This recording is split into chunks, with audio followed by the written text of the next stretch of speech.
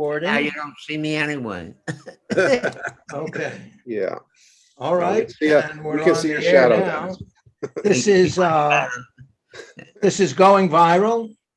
Today is the 14th of September, 2021, and it's a Tuesday. And we're recording from coast to coast, from Los Angeles to New York And New Jersey. and New Jersey. And we have Alex Stavropoulos. Is that Yeah. close? That's fine. And Dennis Goldstein, and we have some other people And joining us. we'll probably have Mike Jankowitz come. Hello. Mike Jankowitz, Dennis Gold. Okay, hello, Dennis. Mike Jankowitz will be here later, and we're going to start with our anthem, and I'm going to do that by just playing it right now, as soon as I find it. And here it comes. Let's see. You want to share a screen, Ken? So you. Oh yeah, I'm sharing screen. 1 second. It'll be coming up in a second. I just have to find where I put it. Oh, there it is. Okay, here we come.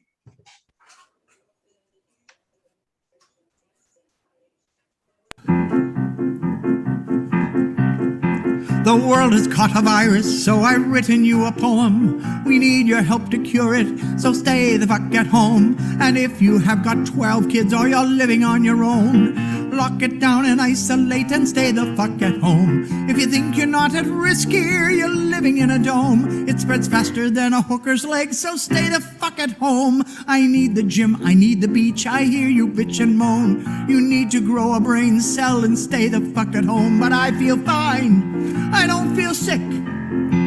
I'll go out on my own. How thick are you, you selfish prick? Please just stay the fuck at home. From LA through to Berlin, from Wuhan through to Rome, there's people dying every day, so stay the fuck at home. If you need to contact family, use Facebook, Skype, or phone. We've got the fucking internet, so stay the fuck at home. The only way to slow it down is isolate, not roam. Please help the world get back on track and stay the fuck at home. Stay the fuck at home, stay the fuck at home. Don't you be a fucking dick, please stay the fuck at home.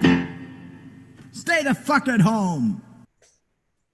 Okay, great. Doesn't that raise your spirits up? Yeah, full of energy now. Okay, so what we're going to do is, fortunately, Alex has made a list of contemporary topics, things that are in the news now and maybe not getting the attention they should. And what are you going to start with, Alex? Okay, let me share a screen first. Portion of screen. All right, so let's start off with what's going on in Washington with the testimony today of Secretary Antony Blinken. Here's again, you can find the whole testimony on YouTube, again, from various outlets. It's, I think, it's over 5 hours if you want to subject yourself through the whole thing. But so obviously we can only play a small portion. Just so give us a background. Who is Mr. Johnson? Right. Who So appointed again, he's him? our Secretary of State, and of course he's getting grilled by both sides, but of course especially by the Republicans about what went on in Afghanistan, and they're putting him through, the milling machine, and especially the Republicans trying to find every way to. I think Senator Hawley, Josh Hawley, is already calling for Biden to resign over the failure in Afghanistan. So, of course, we can see that this is going to be a thing for 2022. If the Republicans take over the Senate or House, then we can be assured of, more Benghazi-style hearings. So this will kind of give you an idea of some of the harsh questioning that Blinken had here, particularly again from Senator Rob Johnson. I'm forgetting which state he's from.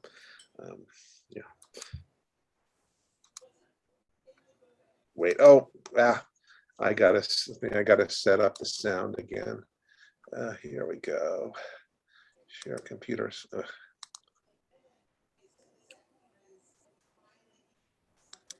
Wait, let me see. Nope. Oh God, what do we do? Share computer sound. Here we go. All right, this should work now. Nope. What did we do before, Ken? Oh, it should optimize screen share. I think this might do the trick. Take it easy. That's not it yet. Yeah. Oh, It wait, was, it's what are you using? I don't know. It was, I think you checked your audio. let me. Oh, wait, no. Optimize share computer sound. Optimize screen square. Optimize for video. Oh, yeah. Share computer sound. Wait. Stereo. No, it's set up for that. We got optimize screen share from video clip set. Let me try again. What the hell is? I think on the underneath the options by your mute button, just check what you're using for Okay, that speakers. might be it. Built-in output. Wait, oh. Okay, we're hearing that. I think we have to go through this. Okay. Yeah, I think I saw that before. Here we go. I think maybe now it should be. So maybe that's from me. Mr. Secretary, if I There were we go. asked You guys to hearing that? read your testimony, Remember that. not having watched Okay, any good. news, I would literally think this was a smashing success. But I do read the news, as most Americans do, and we realize this was a complete debacle. And I think what concerns me the most, among many things, realities, it's the same denial of reality, for example, on the border. A self-inflicted wound, a crisis created by President Biden's policies that have completely thrown open our borders, and yet the administration denies that we have a problem at the border. So I've got a number of questions. First of all, approximately what is the dollar value of the equipment that's been left behind that now the Taliban controls? What's the dollar value of that? Senator, I believe the equipment provided over the last Okay, good. 20, That should be a little well, louder less than now. 20 years, 15 years, was about $80 billion. Of that equipment that remains, as you know, it was given, some of it was handed over to the Afghan security forces, and of course, some of that is now in the hands of the Taliban. So I was also struck by your comment that in your testimony that even the most pessimistic assessment didn't predict the government would collapse as quickly as it did. But you just, in your testimony, said that the realistic predictions before the complete withdrawal was that it was going to collapse by the end of this year. So the administration continued with their plans of withdrawal, of evacuation, of surrender. Oh, geez, that's because I moved it. Dang it. Do it again. Wait. It's like when Jim moves it. Yeah. All right. Okay, now it should work. What? Oh, there. At the end of that, correct? I mean, did that discussion ever come up in terms of maybe that wouldn't be a good idea, leaving all that equipment behind as we bug out of Afghanistan? That assessment came in July. Much of the equipment, and again, I'll defer to my colleagues at the Pentagon, who are more expert in this than I am. Much of that equipment was made inoperable. Other pieces of equipment will become inoperable because there is no ability on the part of the Taliban to maintain it. None of it, to the best of my knowledge, poses a strategic threat to us or to any of Afghanistan's neighbors. What we're looking at are primarily uniforms. So we have an oversight letter. We'd like response on that. Let's just quick talk about the decision to close down Bagram. I mean, again, the president says this was, unanimously decided by the military. But isn't it true that the president decided what the troop level would be, a very minimal troop level? The president decided that we would keep the embassy open and it had to be protected. He forced the military's hands, right? In the end, it was his decision. It wasn't the military's decision to close Bagram. The president makes the strategic decisions when it comes to the actual drawdown, the retrograde, to use the technical language. Those were decisions made by his military commanders. He sought their best advice, and that's what was carried out, including the timing of the decision to another troubling piece of your testimony. You said when the president announced the withdrawal, NATO immediately, unanimously embraced it. Joseph Borrell, the Foreign Affairs Chief of the European Union, his statement on the surrender is that it's, quote, a catastrophe for the Afghan people, for Western values and credibility, and for the developing of international relations. The Wall Street Journal summarizes it quite nicely in their piece, just the title, How Biden Broke NATO. The chaotic Afghan withdrawal has shocked and angered U.S. allies. Again, that's detachment from reality that our NATO allies are on board with this thing. They're not.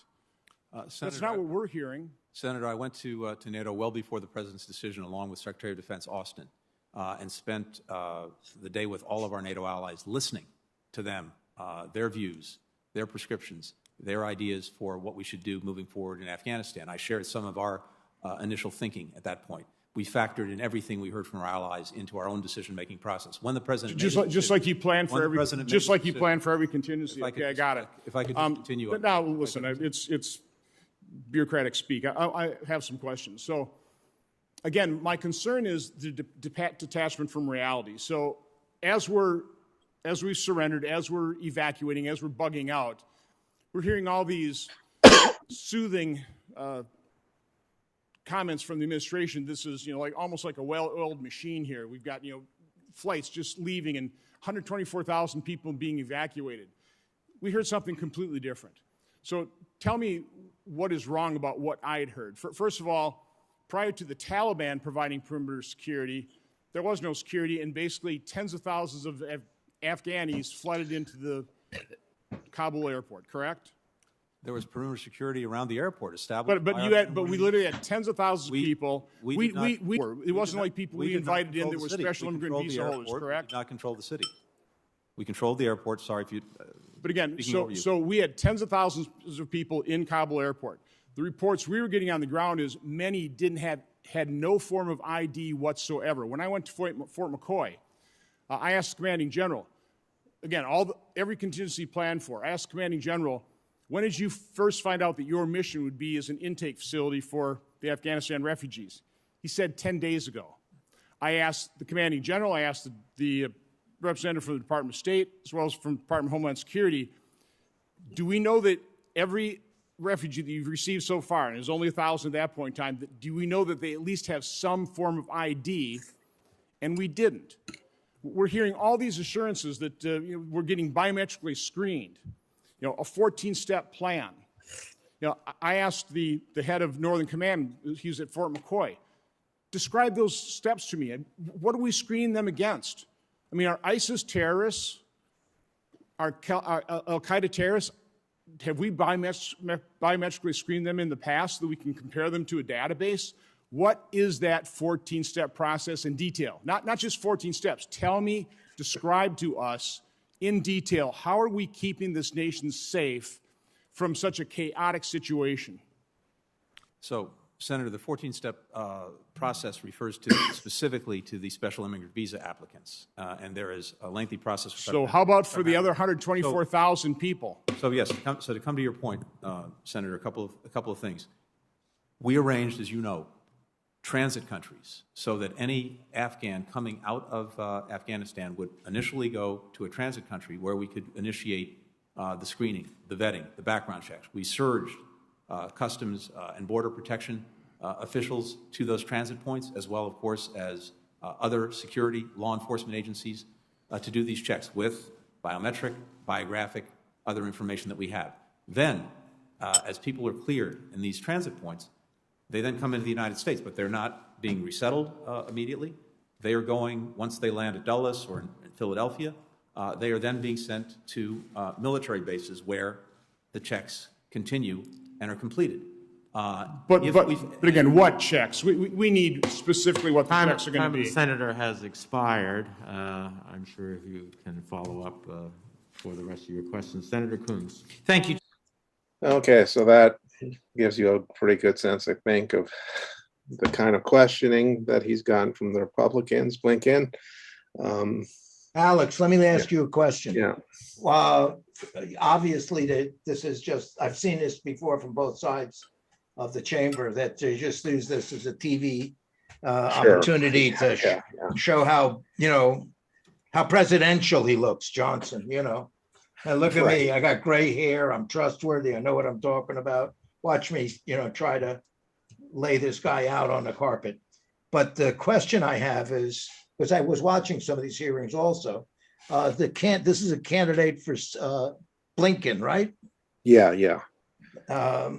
He doesn't seem to have he seems like a real good example of an empty suit. He just looks like he's there.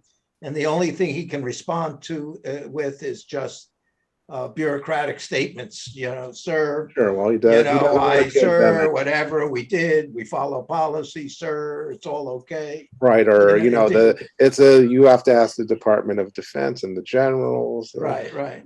Please, it's basically, the dog ate my breakfast, my homework.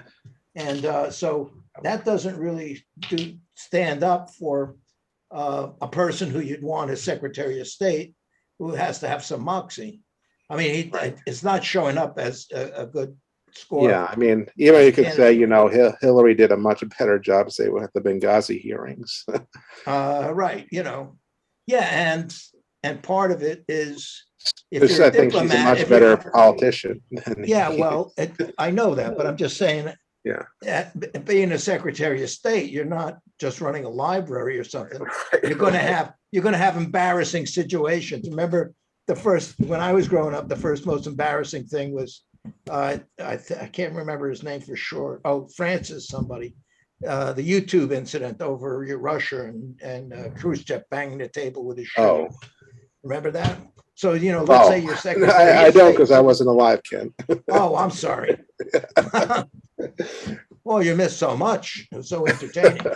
But it's like your country gets caught spying or killing. Oh, right now, they're going to start making accusations. I don't know what really happened, but Biden's move of blowing up the people that were responsible for the bomb, it looks like it was a bad hit. They got too many civilians.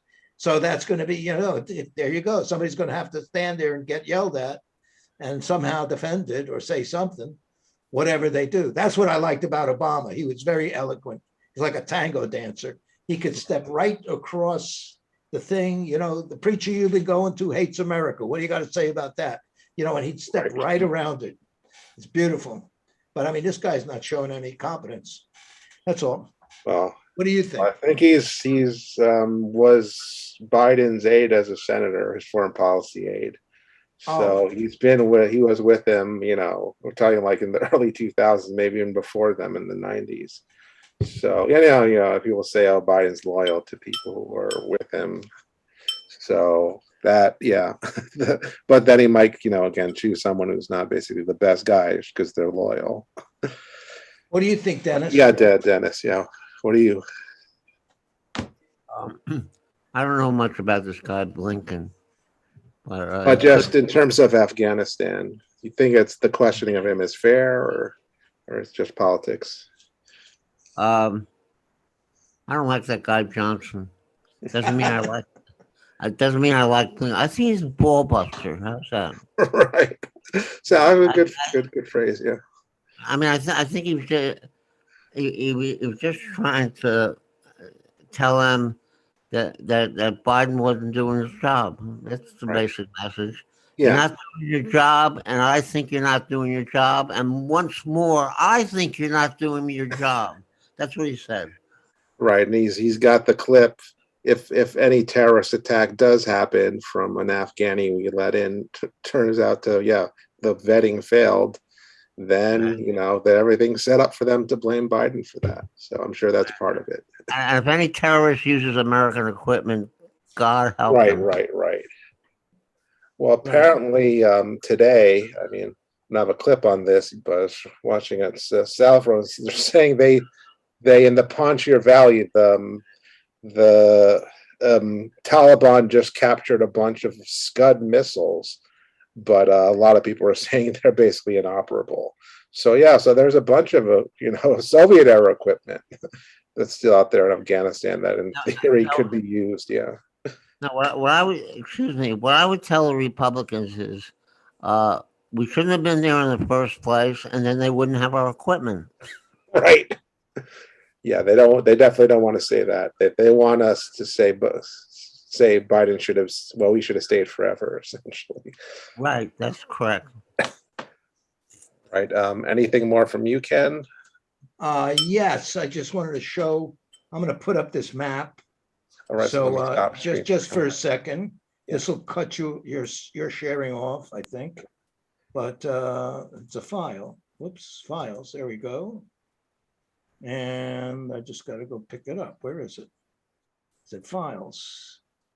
Da, da, da, da, da. No, it doesn't want to do it. Let's see. I give up on that. So I'll do the share. Oh, there we go. Point of screen. And I'll pick up the picture. All right, I can, yeah. Okay, so skip me, go back to you. What do you got next? Okay, wait. Let me cut off my sharing. Wait, oh, yeah, you gotta stop. Okay, wait. Okay, and let me do the same old portion of screen. Okay, again, I think I probably have to, wait, make sure. Yeah, it's best to open up the YouTube thing first. Yeah. Okay, now it should. Okay, so let's go to, since of course this weekend, well, we had 3 days ago, the 20th anniversary of 9/11. So we get a little bit into the many things they never tell us.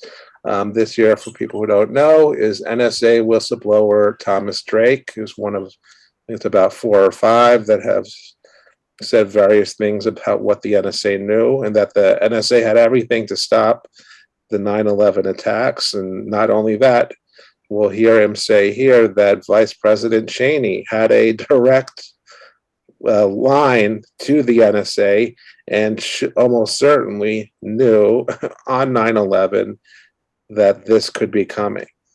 So I'll also point out connections between 9/11 and the later attack on Iraq. So here we go. Wait, make sure I'm sharing. Can I give an opinion? Sure, Jennison, while we're figuring it out. Yeah. Oh, you want me to go or not? Yeah, you go and then we'll, yeah. I think that that 9/11 was a setup to get us into Iraq. Right, and he doesn't go quite that far, Thomas Drake, but he kind of implies it basically, and he definitely says that everything after 9/11 was skewed to, okay, this is right. No, the set. The neoconservatives were setting it up. They had said previously that we needed another, what do you call it, Pearl Harbor. Right, yeah. And this was our Pearl Harbor. All right, so let's see if this should work. And they manipulated the American people. Well, my comment when America went into Afghanistan was, I said to somebody at work, I was working, and I said, the empire strikes back. And the guy next to me, a Princeton graduate, nonetheless, said to me, I'm not political, don't get me involved. Okay. Wow. But the thing was, it smelled from the beginning. And then I had a company, was in New Jersey. It was a lawyer's reference company. They decided that we had to start to have passes to get into our building and everything because we were under threat. Nobody else was under threat. But everybody acted like they were under threat. And how did they know they were under threat? They didn't. Okay. Here's what I think. I think it's similar to the vaccines. Everybody's getting vaccinated, and there's a deviation. As soon as you get a deviation from the vaccination no longer protects you. Maybe. All right, well, let's see if this works now. I'll leave it at that. Wait, dang it. Why is it not? The thing was, we were protected. We We were in New Providence, New Jersey, which is about 25 or 30 miles away from Manhattan. And our chances of being bombed or being attacked by terrorists was probably nothing. That's what I think. And yet we were all alerted, and I had to have a pass to get in the building, and the building's door was locked, and everything. We were suddenly under martial law. I think that happened all over the New York metro. Maybe it happened in other cities too, but it certainly happened around the New York metropolitan area. And I feel we were what's the word, ramshackled, forced. I think we were forced into the situation. Well, I think the appropriate term, Dennis, is bamboozled. That's good. No, I wasn't thinking of that at all, but that is a good word. I like that word. Yes, we were bamboozled. Just like we were bamboozled about the JFK murder. Everything. Uh-huh. You ready to give it a shot, Alex? Let me just do the test thing. Okay, let's see. Should work now, I hope. Why the hell isn't it? God damn it. But I'm doing the same thing I was doing before. The whole test thing.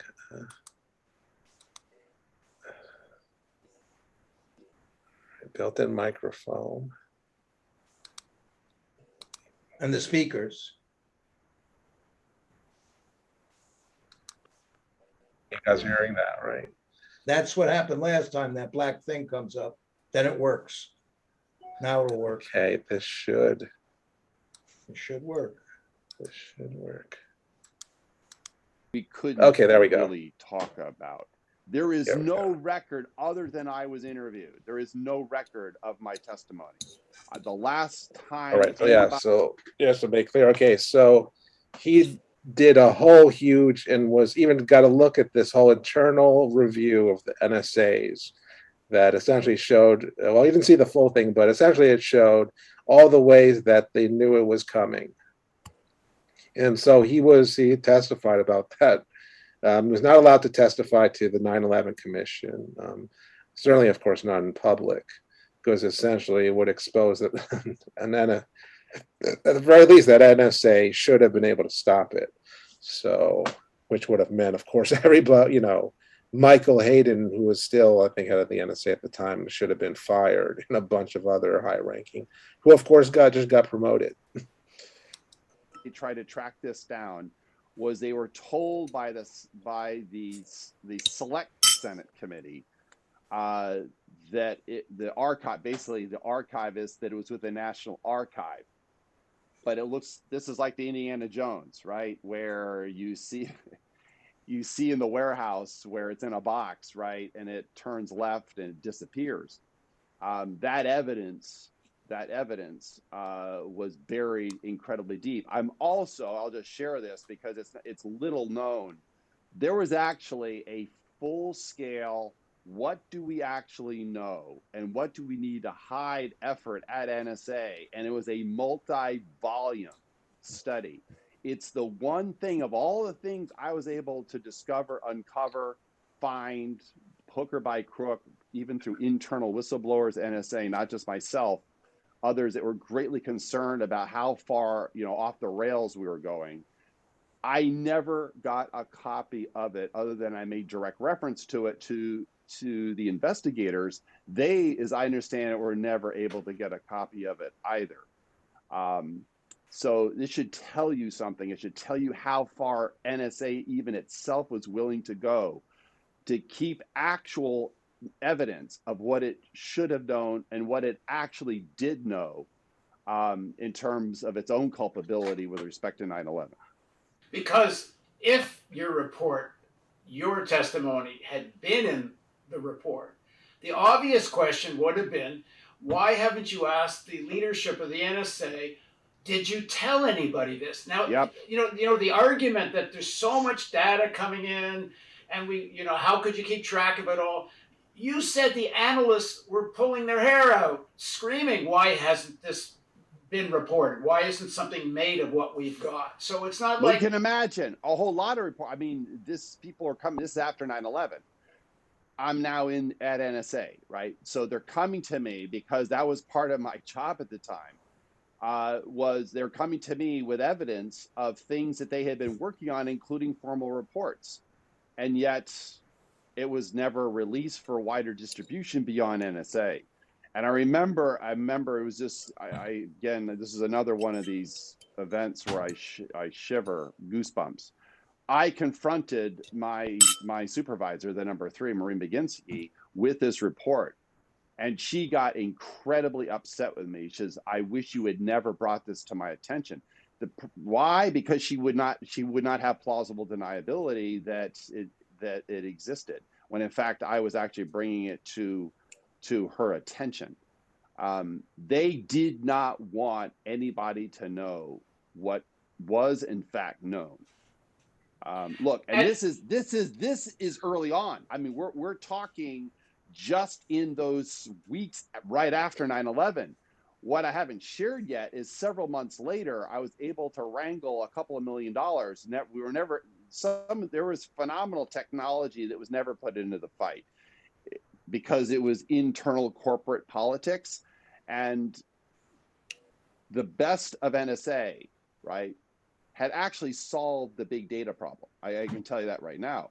We actually ended up taking one of And these he's talking about technologies. Bill Binney's famous thin thread program that could basically pluck out, again, from all the data, metadata, and identify, if you had, okay, here's this guy's a terrorist, who are the people that he's calling or emailing or, sending text to, based on, a phone number we have, and all these connections that you can then. And again, it was basically not implemented before 9/11 because it would have spent too little money. And Michael Hayden, who was the director of the NSA, he and his cronies had this big, $1 billion, I forget the name of it now, boondoggle that was going to make all of his friends in the defense industry, literally billions of dollars, but it didn't work. So they actually, after 9/11, they implemented Thin Thread, but Thin Thread had a bunch of, it was enabled to protect Americans' privacy. It would require you to get a warrant in order to reveal any American's name, from the FISA court, basically. So it would protect all of but they didn't want to do that. They wanted to data mine everybody. So they implemented Thin Thread without all the privacy protections. And you could still do that. So all American citizens' privacy can be protected. You can still do this stuff, still catch terrorists, but they don't want to do that. They want to be able to have everybody, I think, ultimately, because they're afraid of Dennis's potential uprising. So they want the ability to basically surveil everybody, so they can blackmail or, deal with any dissidents too.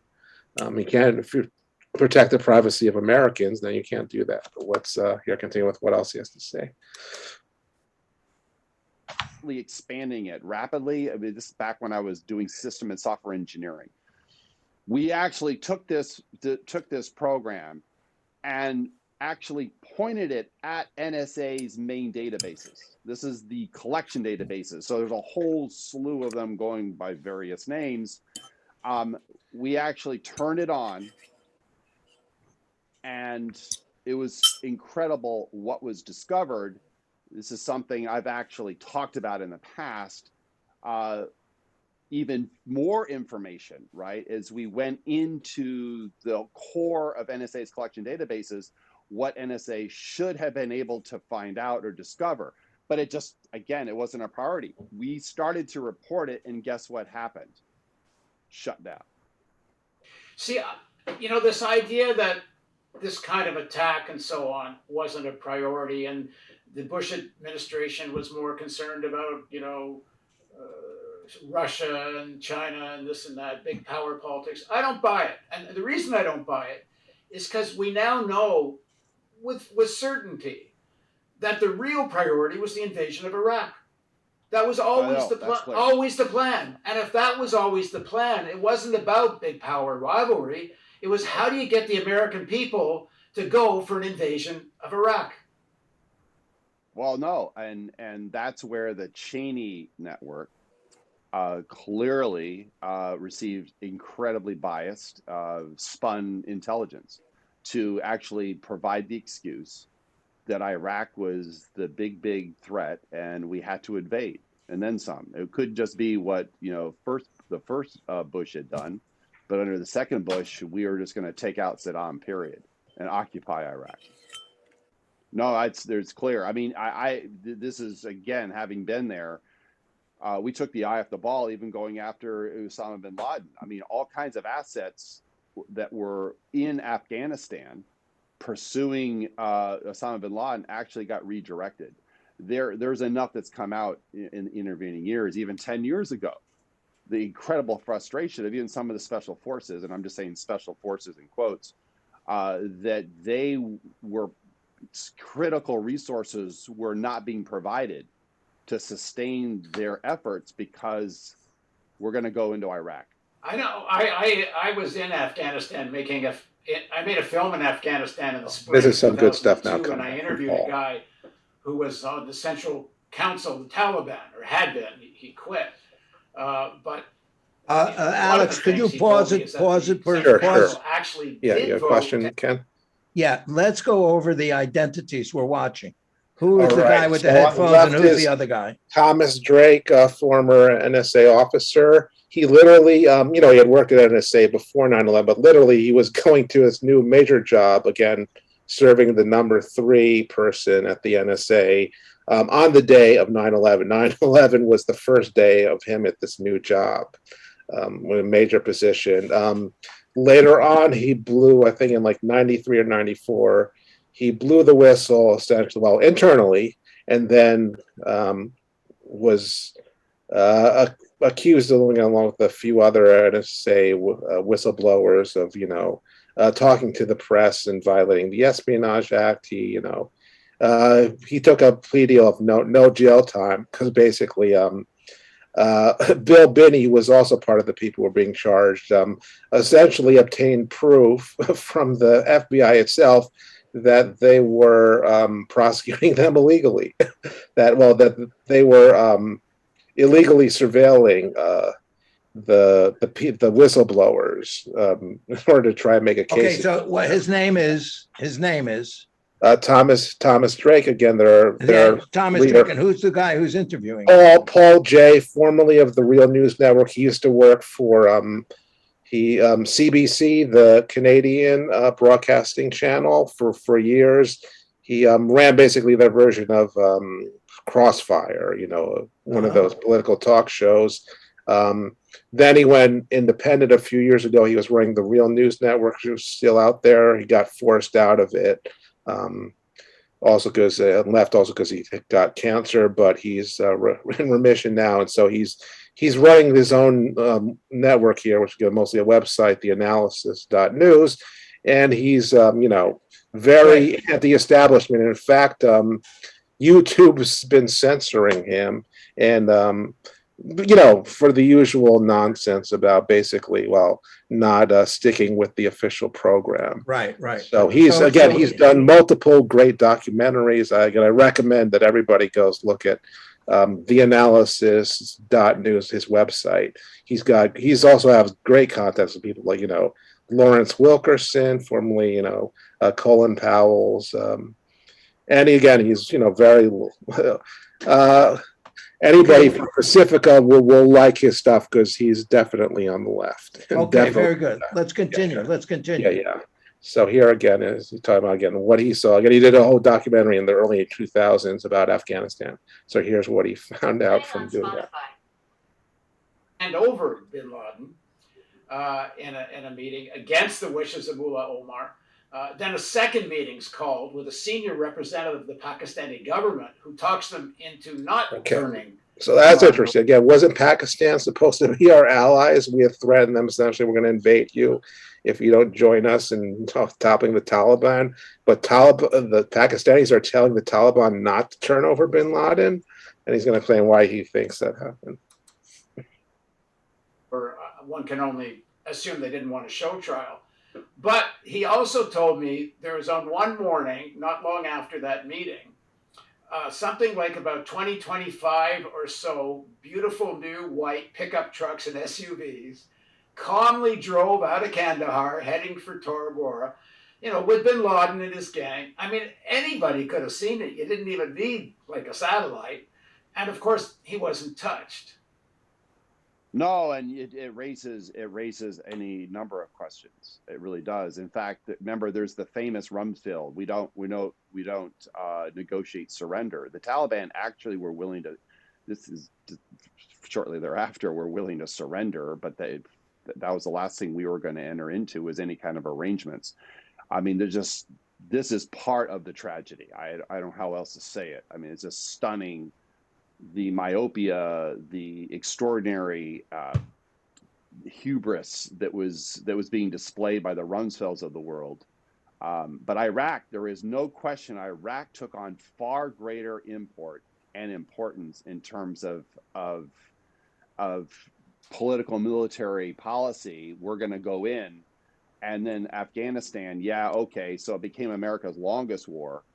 But the fact remains, it took almost 10 years before we actually quote unquote took out Osama bin Laden, and yet he was considered to be the ringleader, or the master inspirator, to call him that, in terms of the plot behind 9/11.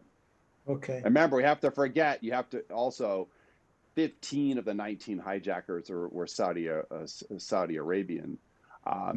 This has now come back again. There's now apparently Biden has claimed they're going to review long classified intelligence with respect to quote unquote FBI investigations of Saudi involvement. This is another thing that has been carefully protected over the intervening years, is actual Saudi involvement. Well, that was in Bob Graham's final report. They had this famous 28 pages that were redacted, finally came out. And even the ones that came out were, again, largely redacted. But Graham was absolutely convinced that Prince Bandar, who was the Saudi ambassador to Washington, not only facilitated it with money, they had actual phone connections between Bandar and a place and a ranch Bandar owned that had a connection to some of the people that end up on the airplanes. They had all kinds of Saudi ties. And, everyone knows Bandar's nickname was Bandar Bush. And there's this famous photograph of him and George Bush on the terrace of the White House smoking cigars 2 days after 9/11 with more or less smiles on their face. But one of the things Graham told me, when I suggested to him or asked him, was this a culture of not wanting to know created amongst the agencies? Was there a deliberate siloing of information by design from Cheney? And he said yes, but he says it went beyond that. And he gave me an example which I thought was astounding. And after I did this interview with Graham, I offered my interview, the video, to all the news organizations of any size for free. All they had to do was give me a credit. Nobody would touch it. And on camera, he says that when the CIA memo, Bin Laden plans to attack America, when that comes out, and the CIA gives it, and Condoleezza Rice has it, it goes to Bush. He said in the normal course of things, in the next day or two, there's something called a principals briefing. And anything in the presidential briefing that might have to be acted on for national security interests by any of the agencies should be in the principals briefing. And, if the FAA has to raise a level of alert or you name it, he says that in the principals briefing following the presidential briefing, it was omitted, the CIA report, Bin Laden plans to attack America. And he says that has to be a very conscious decision, because in any normal course of the protocol, it should have been in the principals briefing. No, I completely agree. I mean, it's just interesting even seeing some of the documentaries that are being broadcast, both mainstream media as well as others. There's a whole lot that's being avoided or it's not included, and this is extremely uncomfortable. I mean, you can imagine if you're deliberately withholding actual intelligence, and this is partly what I live with for the rest of my life, right? Is the what ifs of history. Then you have corrupted the system. There is no objectivity. You're actually using it to manipulate an end your ends justifies the means, right? So Yeah, so Okay, yeah. again, it's a whole hour. Again, I Yeah, yeah. recommend I everybody think, look it up. Yeah, I think we it's should cut great it now information. because we're Yeah, getting yeah, into, there's yeah. all, Then I we could can go on go for on and on hours. with this. We Yeah. can play the whole, do a whole show on. Yeah, I just to break the mood, I have to tell you, there's a comedian, Sarah, I forgot. Silverman, maybe. No, Sarah, she had a show and everything. She's a famous comedian, brunette. You probably think of Sarah Silverman. Silverman, right? So Yeah, she always takes on the challenge of how could I make a joke about something that's extremely depressing and serious? So she says, so here's my joke about 9/11. She says, I had a friend. He was so into the whole thing about 9/11. He has two kids. One of them's 9 years old and the other one is 11 years old. Oh, So yeah. always Yeah. a little humor on it. Even Right. in the gutter, there's some humor. Okay, what do we got next, Alex? Okay, so let's play about 5 minutes of this. So this is, I don't know if Dennis may know about that. I don't know if you've heard about this. So again, there's this about this case in Denver. Oh, right. The death of Elijah McClain. Again, a bunch of, I don't know, 20 or so activists got arrested on this ridiculous charges that they were Well, before you go into terrorist that, action against the police because they were protesting. It was basically an attempt to criminalize protest. But yeah, I know that, but you got to Yeah. you to give it justice, you got to go over what they were protesting. It was Right, again, so 2019. again, another one of these police, well, Oh, I police know, but it was a 21-year-old kid coming back from the store. right, And I don't know, he got shot with 48 bullets, Right. 19 hit him or yeah, whatever. yeah, like I mean, it wasn't like the guy was it Amadou Diallo in New York who got shot 40 something times, I know, also but by several, something like that, yeah, in a doorway, It's horrendous. Because Right. now they flipped because of the right. and they're Now they're actually prosecuting. charging the police fine, and also again they just dropped today, well yesterday.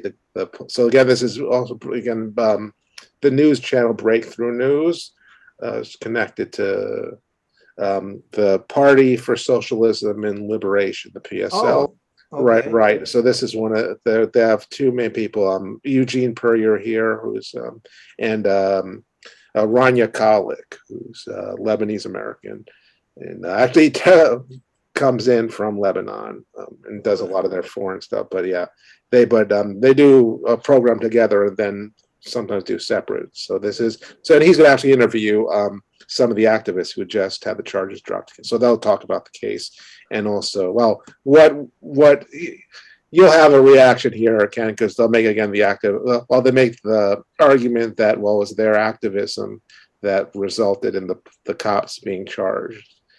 Well, again, I'm interested in your response to what they're saying here too. Dang it.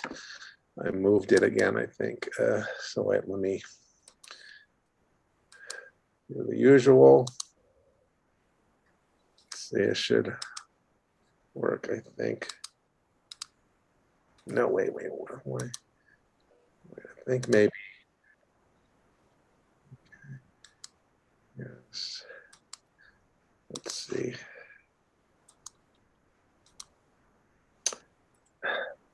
You got to go back and share. I have to go back and activate everything. Share. Now I think if I do it.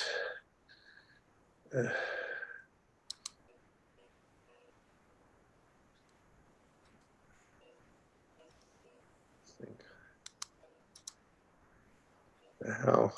Wait, yeah. Try it. No. You're not hearing it, Kim, right? Let me do the test thing again. Let's see. Fantastic. All right, maybe now it'll work. Here, and we There have we a go. very important Okay. interview Figured here it out. today with very significant news coming out of Colorado, Denver specifically. For those of you who are regular watchers of Breakthrough News, you will be well aware of the fact that after the murder by Aurora, Colorado police of Elijah McClain, a number of activists who had been organizing the resistance and the fight back around the total lack of accountability to police officers were criminalized, arrested, and faced decades in prison.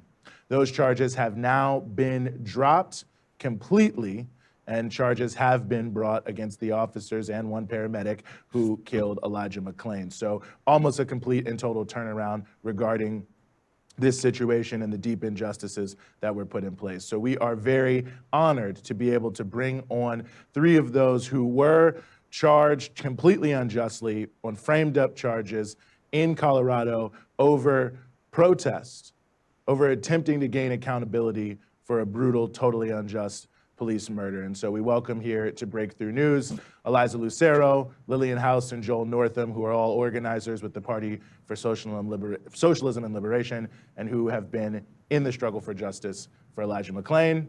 Thank you all so much for joining us here on Breakthrough. Thanks for having us.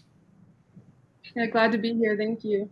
Well, we are very happy to have you here. The pleasure is all ours. It's great to be able to give you this news. Of course, we've been following this story since we made the documentary about your cases. So to hear that all the charges have been dropped is something that I think that many people around the world are going to be very, very happy to hear. But there is just so much to it. Maybe, Eliza, I'll start with you. I mean, I'm sure this has been quite the situation over the past year, I believe it has been. If you could just talk about what this last year has been like and how you're feeling now that there's at least some resolution to what has taken place here. Yeah, Eugene, this last year has been, of course, really scary and honestly pretty grueling for all of us. Between the three of us, we have been to court over 70 times. So that has been made for quite a long year. But our organization, the Party for Socialism and Liberation, made an early decision right away when we were arrested that we weren't going to allow this repression to make us bury our heads or go underground or scare us, that we were going to fight these charges and that we were not going to allow this repression to stop the fight for justice for Elijah McClain. And that decision was really decisive. Setting that tone allowed us to really face this with confidence. And we've just been so supportive that entire time. I think that we made it really clear from the beginning that we were not going to take a plea deal, that the prosecution was going to have to either prove these in court or drop our charges. So we just want to say a big thank you to the labor unions and all of the organizations and our comrades all across the country that were holding demonstrations and were mobilizing to ensure that the prosecution saw that this was not going to play out in the dark. Mm-hmm. Well, Joel, let me ask you this, because I mean, it really does feel just the way this has turned. I mean, you know, the way this started, of course, is there was no indictments for the killers of Elijah McClain. There are huge protests that you all are involved in leading in Aurora and the broader area, Aurora, Denver area, thousands of people. You all are arrested, criminalized for the act of protesting, facing decades in prison. Now those charges are dropped and the killers of Elijah McClain have been indicted. I wonder from your perspective, how does it feel, Joel, to see these cops be indicted? I mean, we'll have to see what takes place, of course, and I'm sure keep the pressure on, but how does it feel to see this, especially in the context now of having the charges against you all dropped? Feels amazing. It reaffirms the principle of when you fight, yeah, you don't know whether or not you're going to win the fight or lose the fight, but you know that if you don't fight, you already sealed the deal that you lost the fight.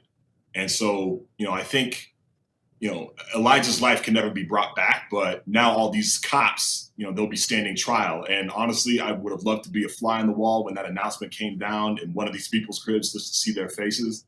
But they know now that they do not have free reign to just brutalize and murder without consequence. I think, one of the things that we did last summer was establish ourselves in the movement here as a strategic deterrent against, these cops' brutal tactics. Now they're the ones that have to walk on the eggshells now.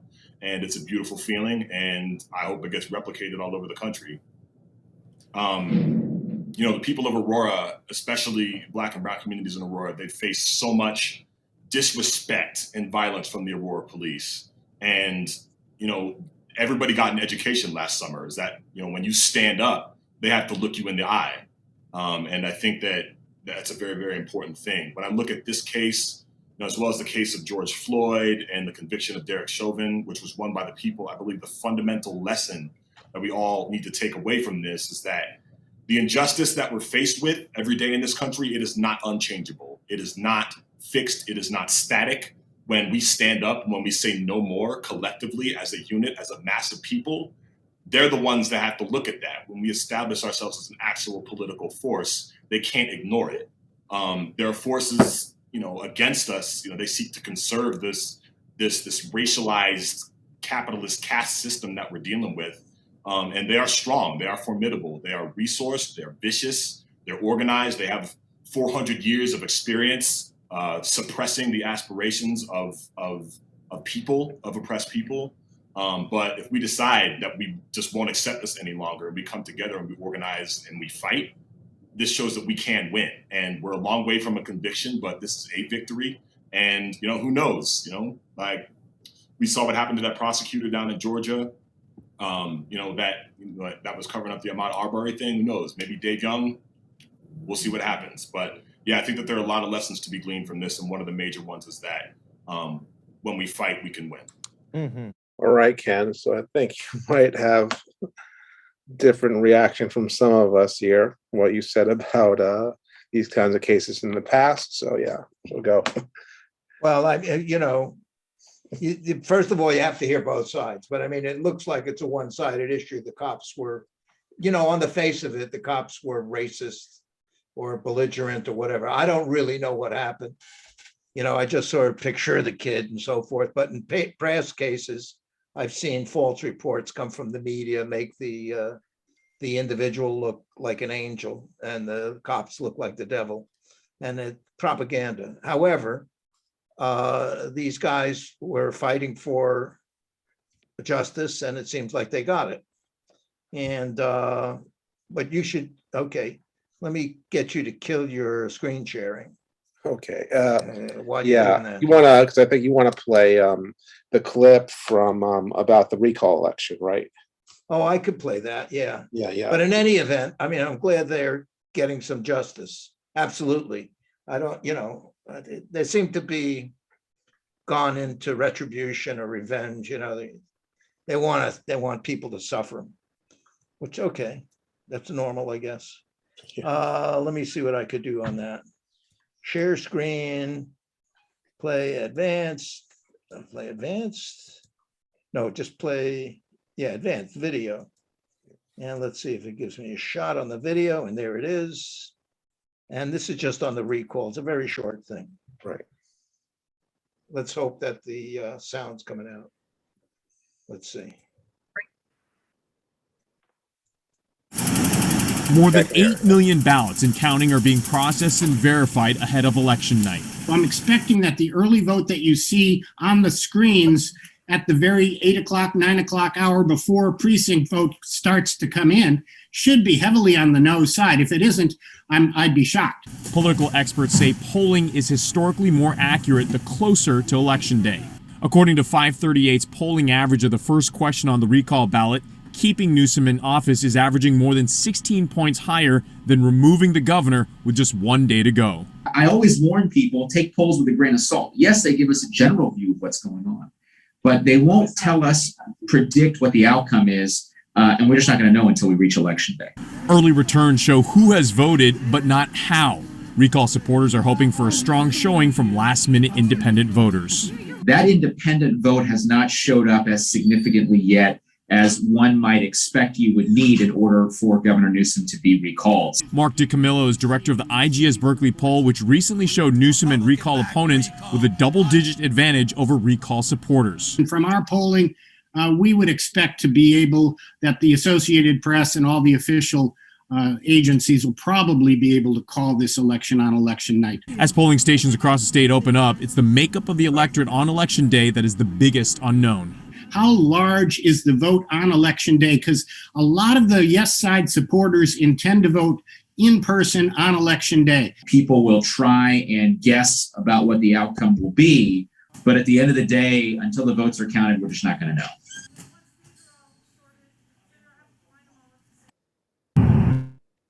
Okay.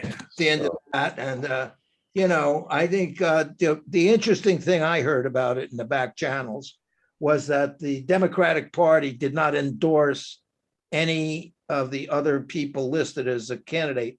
The whole election is unconstitutional because if he was recalled, then somebody would have been elected who got 5-6% of the vote. Right. 40 people running. It's ridiculous. It would have been challenged in court, I'm sure. But in any event, the Democratic strategy was, no, if you don't vote if you don't vote no, and you vote to recall him, you know, there's nobody on here who's an approved Democratic candidate. There were a few Democrats, but nobody approved by the party. And but he is, just to reveal this to the world, I'm pretty sure he's Nancy Pelosi's nephew. So really? Yeah. So it's just this incestuous, I don't know if that's the appropriate word, you know, these dynasties. Right. Running for, you know, the Clintons, the Bushes, the Roosevelts. And Ken, how has since it's, you know, in your era, how has KPFK been? Whatever the shows there been, are they at, what have they been saying about how people should vote? I'm curious. Oh, I don't know. You don't listen, huh? I don't have time to search out the people that are listening to the programs on KPFK, you know. Everybody has a few to listen. One of our main broadcasters retired, and actually one of our other broadcasters who used to be a slot.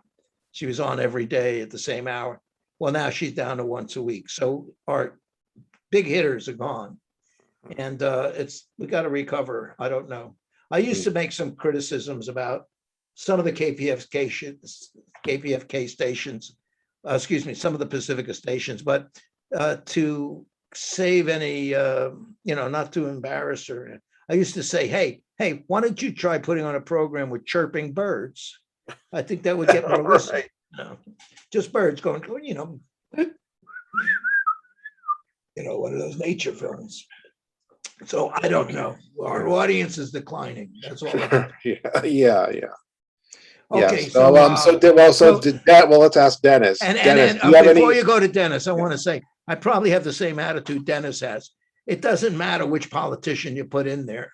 You know, you got to give Gavin Newsom credit. He has a very good haircut. You know, that's the major thing he does. Okay, let's go to Dennis. Yeah. So Dennis, what are your thoughts about Gavin Newsom? You know, mute Dennis. Unmute, Dennis. Come on, Dennis. Yeah. Well, I think, you know, he's in part responsible for his own recall. It's not just, you know, the whole thing with him going to the French Laundry and and him not, you know, meaning again, he promised California, you guys should be able to get help, single payer and help in California. You got a super majority in your legislature. Newsom can just sign it. And I think Biden has to approve it because the executive has to approve any changes to Medicare because of Obamacare. But you guys should be able to have whatever 30, 35, whatever 40 million Californians get, you know, and that's how Canada got single payer. One of the provinces tried it worked, and then it extended, you know, gradually then they did it for the whole country. So the fact, you know. And again, at this, Jimmy Dore was saying, pointing out that at this this meeting, this dinner he had at the French Laundry that, where they violated social distancing. And Oh, masks just for and people all that, you gotta wait a minute. It's not really a French Laundry. It's just the it's the name of a restaurant. Oh, right. Yeah. Sorry, I forget she's famous, Alice. Yeah, but and he was meeting with healthcare industry lobbyists, among others. So now you know why you guys don't have single payer, even though you could easily get it now. Or There you go. So, well, so if he wants to, status quo, one status reason quo. not to get recalled, I mean, I'm sure he would be a hero, right, to everybody if you guys got single payer, because it would be great for Californians. Well, he keeps during this recall, he kept giving out, stimulus checks, to everybody, more stimulus checks. So anyhow, what's our next thing? Well, first, Dennis Is want to still comment not, and unmute? No, I don't know. Dennis is still Maybe he's in the kitchen or something. okay. Yeah. Well, we can go on to here's some more. What do we got next? Oh wait, what happened to wait? What is the next topic? I want to. Oh, sorry. Let me. Oh wait, I gotta screen share again. So here's Dennis. Dennis. Okay, so go. Yeah. So tell us what you think about Gavin Newsom, Dennis. I don't know much about him. Somehow, every time I hear it, we are threatened by his opponent, but I don't know much about him. Can somebody tell me about him? Well, Kenny's in your state, so you can probably tell Dennis a lot more than I can. He's a popular right wing radio and TV. No, I know about him. No, I don't know about Gavin Newsom. That's what Gavin Newsom is Nancy Pelosi's nephew, and he has very good hair. And he sent out a lot of stimulus checks. These guys are all, it's like, I would agree with you. They're politicians. They rank somewhere between people who sell aluminum siding and car salesmen, somewhere in there. And frankly, that's about right. So what are you going to do? That's it. So it's like he'll stay in office. I'm pretty sure he's not going to get recalled.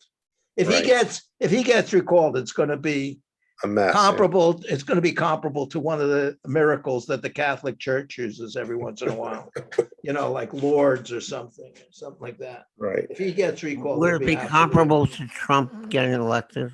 No. Trump got elected. You got to look at the integrity of the voting system once the ballots get into the computer.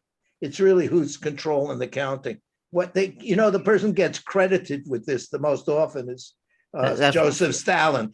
It's not the vote count; it's who counts the vote. Right. Yeah. Or So, who the voting machine companies are. That's right. That's really what it's about. Right. So, okay. So let's hear. We got from the Hill again. This whole. Oh, the Hill.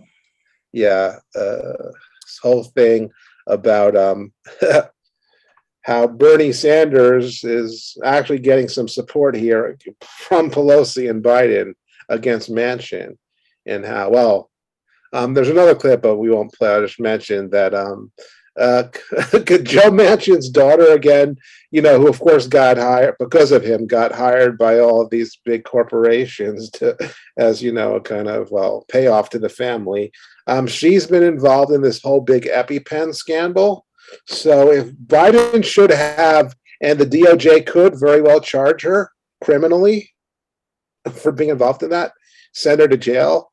So, if Biden were more like, say, you definitely would think LBJ would do this. And we know he did with other politicians, use that to basically strong arm Joe Manchin. And, it will be really, unfortunate what might happen to your daughter if you vote against my stimulus bill. So here's a whole discussion of that. Oh, wait, dang it. Again, I think I may have to test again. Okay, Well, okay, here we go. Oh, wait, oh, dang it, why does it keep? All right, now that should, sorry. Let's see. Wait, dang it. Oh, and I think Mike is on, so wait a minute, Mike, we're just gonna try and play this again. Checking, making sure the sound is working. So we'll, geez, what the, wait. I think I'd go back, stop share, now do it again.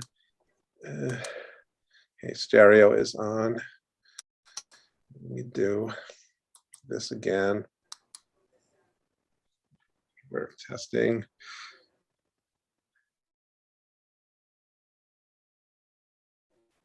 And testing. What? Oh, wait, no, I know what I did. I did not end test. Wait, this should work now. Wait. We make it impossible here with Zoom. Okay, wait. Now it might work.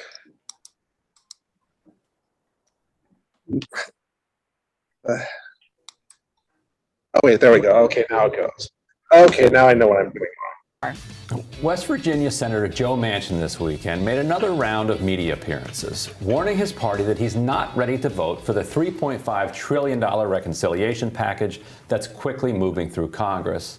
His rather bizarre argument is that there's not urgency to the situation. We don't have an urgency. Don't you think we ought to debate a little bit more, talk about it, and see what we've got out there? So you're not against this? You could support this $3.5 trillion plan. I could not support $3.5 trillion. Okay, so that is all right, now yeah. we're getting to Brad. It is not a time issue. It really is a cost issue. We got 5.4 out right now. Okay. That's a 3.5 they want to spend. Over 8 or 10 years, depending on what. 3.5, but still, yeah, there's going to be it's going to be a lot more than 3.5 over 8 or 10 years because it'll continue. All those programs will never come off. They've only been scored out that far. Mm-hmm. But with that being said, that's a social reform. I'm just saying that we should be looking at everything, and we're not. And that we don't have the need to rush into this and get it done within 1 week because there's some deadline we're meeting. Okay, first of all, the deadline we're meeting is one that Josh Gottheimer and his crew in the House set. It's September 27th, and Gottheimer claimed he was allied with Joe Manchin in fighting for that deadline. So you can't insist on a deadline of September 27th and then ask why people are trying to hit that deadline. Manchin seems to think that Congress can simply pass the bipartisan infrastructure plan on September 27th and then just take their time with the other piece of it. On the bipartisan infrastructure plan, and it'd be a real shame if something bad happened to it. And the last point that I would make on this, I know that Senator Manchin worked very hard. It's called the bipartisan infrastructure bill, $550 billion of new money to rebuild our roads and our bridges. What we have worked on is working both of those bills in tandem. They go together. And it would be a really sad state of affairs for the American people, for Congress, if both of those bills went down. Do you think that's possible, that could happen right now? Yeah. Really sad, would be really sad. But what's funny is that when that clip was shared on Twitter by a leading Republican operative, he posted it to make fun of Bernie Sanders, but he was surprised that people loved it. So he followed up with this, writing that, quote, the bipartisan bill already passed the Senate. Bernie has no leverage to stop it now. In classic Bernie fashion, he talks a big game and accomplishes nothing. In response, I noted that Bernie also happens to have allies in the House, so it's not like he's powerless there. And Representative Mark Pocan responded by saying, this is largely Bernie's values from the original negotiation. In the House, we are protecting and ensuring those values. He's been instrumental.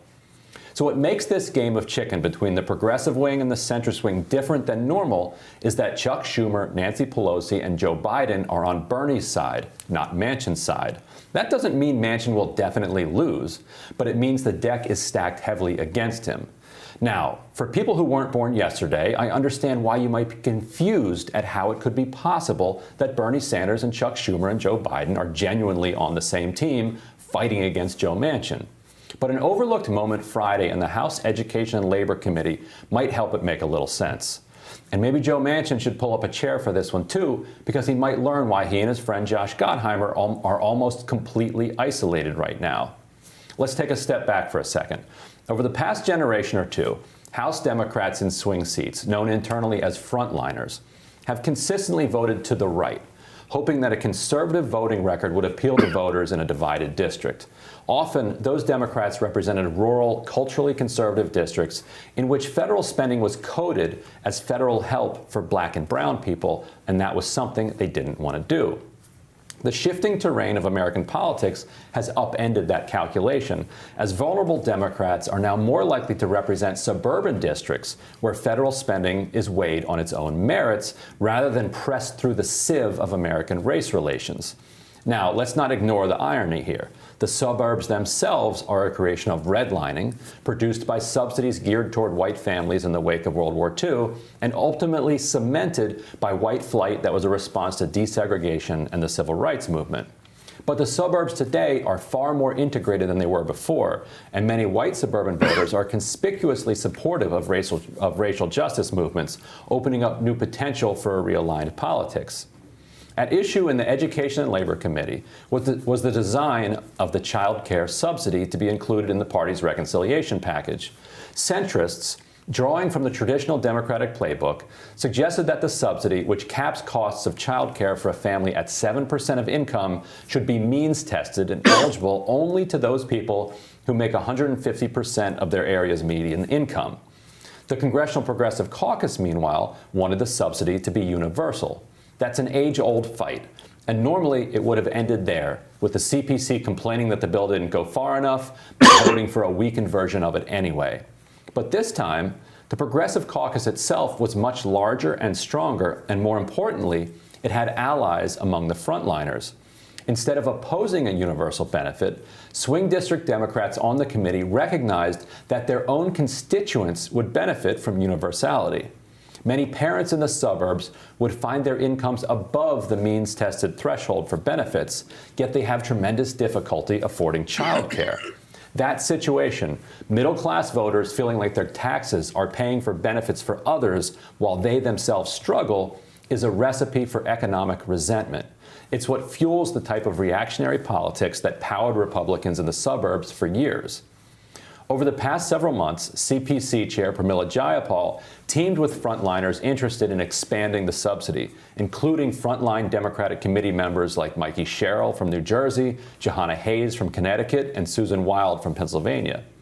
Last week, Jayapal met with Pelosi to lay out the group's demands, and Pelosi offered to move the threshold to 200% as a concession. That wasn't enough, Jayapal said. The demand was to extend it to everybody. The committee, as it happens, is stacked with progressives. Representatives Ilhan Omar, Jamal Bowman, Raul Grijalva, and Mondaire Jones also serve on the panel. And Mondaire Jones had previously teamed with Senator Elizabeth Warren to write the expanded child care legislation. So the group took Jones's language from the bill that capped the family's cost at 7% and introduced it as an amendment. What made it powerful is that Mikey Sherrill agreed to be the lead sponsor, joined by Hayes and Jones. So instead of it being something off a progressive wish list, it came from a member up for re-election in a tough district, the type of race Democrats need to win to keep the majority. So now, in order to block the amendment, a Democrat wouldn't just have to say no to progressives. They'd have to be willing to risk blowing up legislation that frontline, vulnerable Democrats believe they need for re-election. They believed it so strongly that the group, including the frontliners, threatened to tank the entire bill if their demand wasn't met. And Committee Chairman Bobby Scott gave in. Scott said as much publicly. I believe that the underlying bill is more than generous in terms of benefits, and the reason that I'm giving credence to this amendment is because without it, the members of the committee are threatening to jeopardize the entire bill, he said. What Manchin might not realize yet is that if he and Josh Gottheimer want to take down this reconciliation package, they'll have to take on not just Bernie Sanders and AOC, but Chuck Schumer, Pelosi, Joe Biden, and basically every House Democrat up for re-election in a tough district. It's a which side are you on moment, and Manchin doesn't really have the option he used to have, the possibility of just switching parties and becoming a Republican, because he's way too liberal to make it through a Republican primary in West Virginia. Joe Manchin might not like it, but Bernie Sanders is the best friend he's got. Okay, so that's Might as very well warm up interesting. to it. And, kind of shift, political shift they're mentioning, and of course hope it happens, and they do get the full 3.5 trillion. They do, of course. Then there's also Kristen Sinema, well, but she's not saying anything, so I don't know how she's planning to vote. So, Mike, we haven't heard from you at all since you just got on. So, what's your thoughts after hearing all this about Joe Manchin and the political maneuvering, all that? You got to mute, Mike. Well, I would say there's a line that I just thought of, never been said before. Politics makes strange bedfellows. Right. Yeah, just seems to be politics as usual.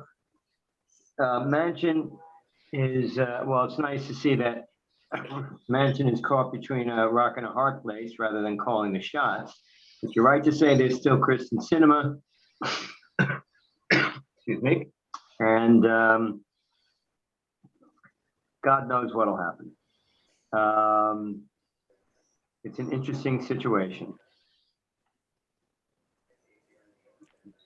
And Dennis, I guess we'll ask you well, of course we all know it's all probably inadequate anyway, and especially in light of the millions that are about to be evicted. But well, do you have any thoughts, Dennis, about all this? And then we'll go to Ken. What is it you want to know exactly? Well, what do you think of? Do you praise Bernie here, or you think he's co-opted by the Democratic Party and all that? Half and half. Okay. Anything else, or should we just go to Ken? All right, well, I guess Ken, you chime in. Okay. I hope this guy who read that whole story doesn't get elected. He says, well, it's he's Ryan Grimm of The Intercept, so he writes about politics, but I don't think he's ever expressed an interest in running for anything. So yeah, that's good. It's all boring, but there is one thing. It doesn't seem to be an appropriate move to take some public benefit. Let's say I assume it's a taxpayer enhancement of covering childcare, something like that. Yeah. And instead of just giving it to people who qualify because they're an oppressed class or they don't have much income, I think they said only would be given to people whose income was 150% of the mean income. So it's like middle class and down. Yeah. Okay, great. And said that's not good enough. I don't understand why the left, Omar, well, I think it's because they would say it should be for everybody because that just washes it out. So Mr.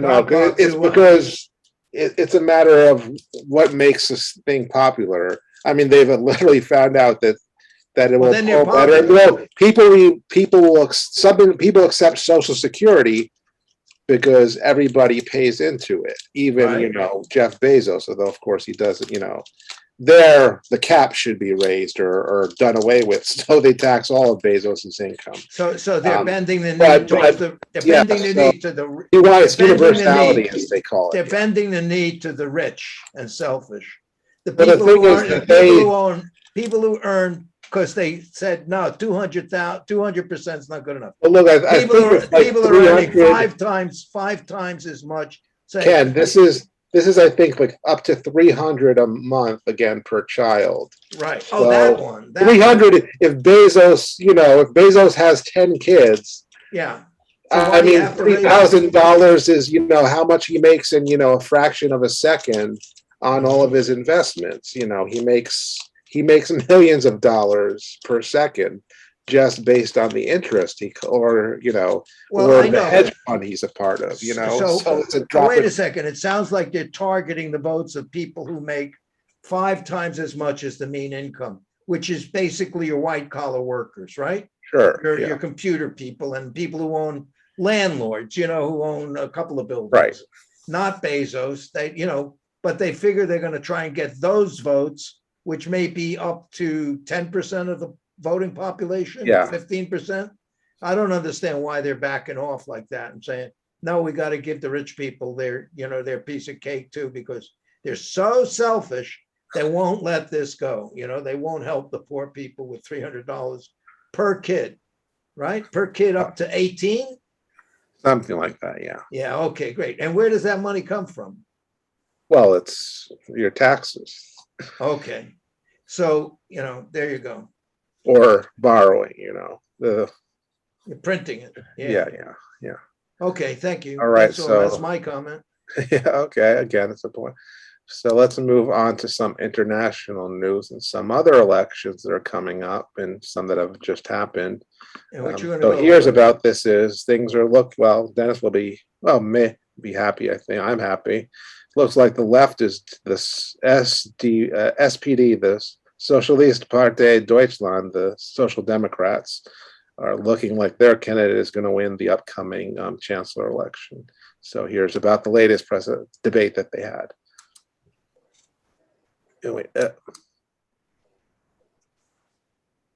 So again, it's looking good for socialism in Germany. Of course, the SPD goes back to Bismarck, so they've been around for a very long time.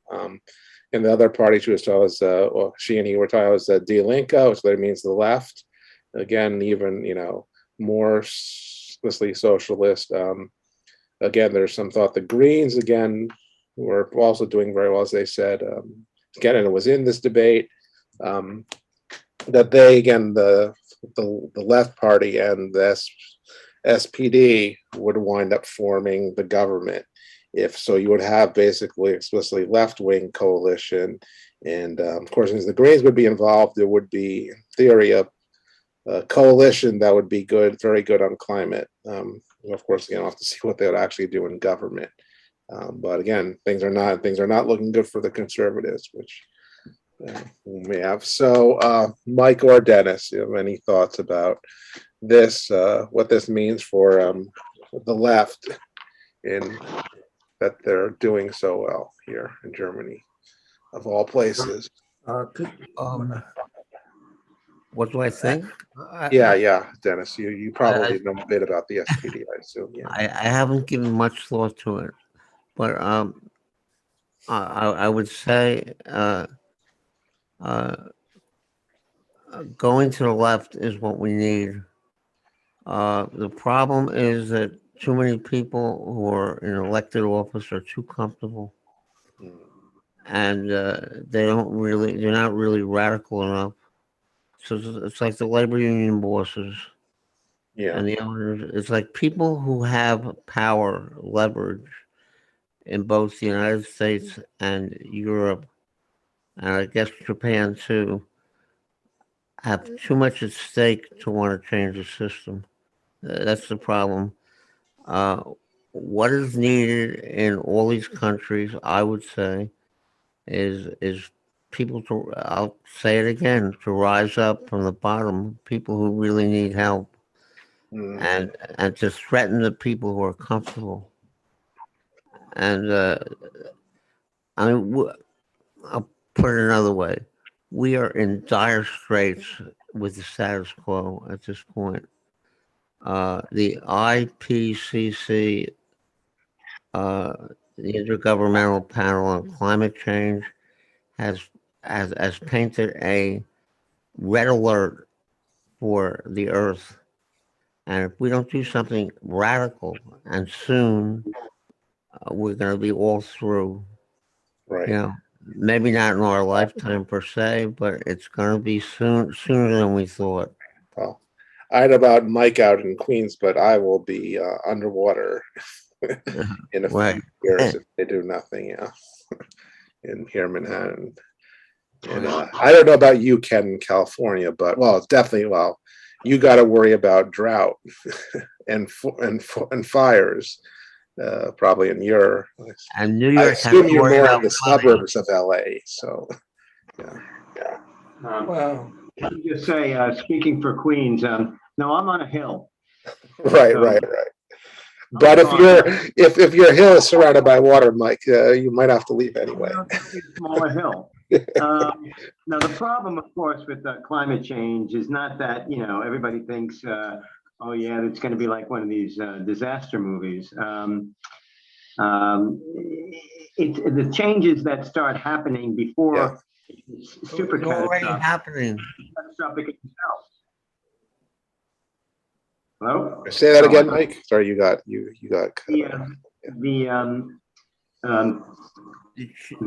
changes that will happen because of the climate change. That's actually a very nice way, too nice a way of putting it. They've been happening already. Right. So the idea is that the changes can be catastrophic in themselves, as we see from the wildfires and the additional hurricanes. And the problem is, it just keeps on getting worse, so that when we, as we rush to catch up to be able to control these more outlandish situations, it's just going to keep on getting ahead of us. So that, in addition to the fact that parts of the planet that were once habitable will now become less habitable. So therefore, people will have to move, and there'll be conflicts because of that. And as far as natural resources go, and of course, the sea rise, the loss of ice in Greenland and Antarctica, as well as the Arctic, is also going to cause changes in the Gulf Stream, which means weather conditions will change. So, it's like I used to tell my friends up in Winnipeg. I said, if this keeps on going like this, people will be going to Winnipeg during the winter to get warm. And now, of course, Winnipeg is known as Winterpeg. As to the socialism in Germany, it's always good to see Germany swinging more leftward. And socialism is fine as long as it's not national socialism. Right. And there is a basically neo-Nazi German party, the Alliance for Deutschland, AfD. That's out there. That may get enough votes to get some seats in Parliament. God help us. But Ken, yeah. Oh, I just wanted to briefly state, if you noticed in that clip, the lady between the interviewer. Yeah, and the they have a guest got a screen. plastic screen. Well, very interesting. Very interesting. Yeah.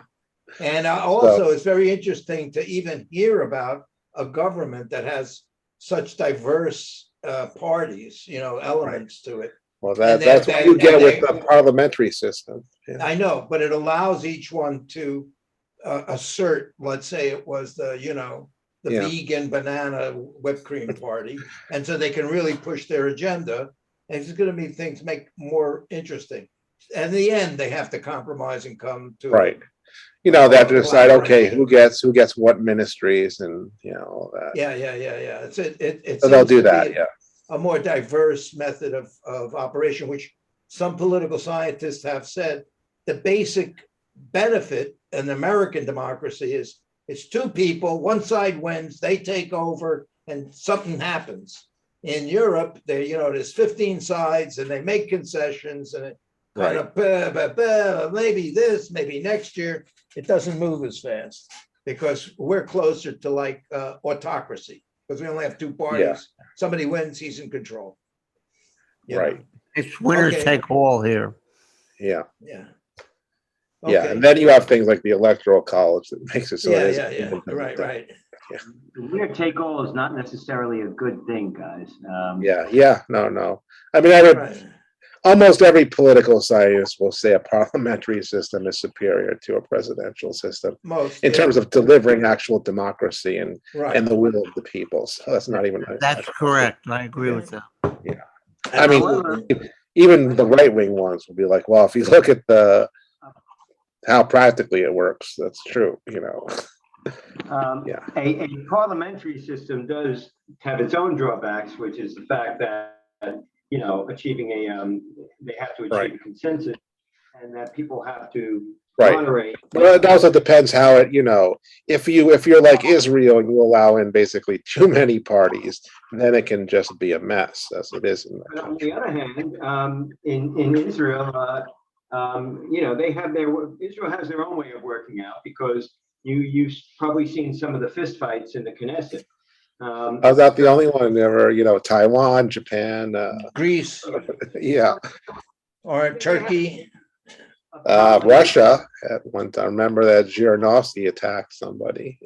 And all we had was a piss ass insurrection on January 6th. Well, we did have one guy, a senator, almost clubbed to death. Remember? Yeah, well, nothing to So we have our own history with violence in at the one Congress. point, civil war. But the parliamentary system is better. And one interesting thing about the parliamentary system is that, let's say you're in Britain or Canada or one of the Commonwealth countries, and you're an MP, you have to go back to your riding. The riding Right. is the electorate. Your And, district. yes, and you have to go back and basically report to them periodically. And so somebody who wants, to walk their dog in a park gets to talk to their MP during these periods. But they do have to answer to their constituents, which for some reason people don't seem to have to do in this country. But then again, this country is something else entirely. Right. Yeah, I do want to make a comment because I don't know if we're going to get to it tonight in terms of these parliamentary government and so forth. Alex said we're going to be talking about Argentina, so I looked up. Yeah, that's the next bit. Yeah. I was looking up the elections and whatever, and the shocking point was that the upper house, the Senate, only had, I'm absolutely certain of this, 24 members. Right. And it showed you how it was broken down amongst the parties. There's only 24 members. And in Pacificoville, each station has 24 members. Right, and right. it's not even a state or a region or anything. It's just a radio station with, Yeah. 20,000 people still listening, Right, and right. and there they got 24 people to run the Right. Senate of Argentina. And Which is, like 25 million or yeah, it's like, wow, shocking. yeah, it's like observation. it's probably like one senator or whatever per million or something. Yeah. Yeah. That's equally skewed. I mean, You think yeah. that's it just coincidentally that we're covering it tonight.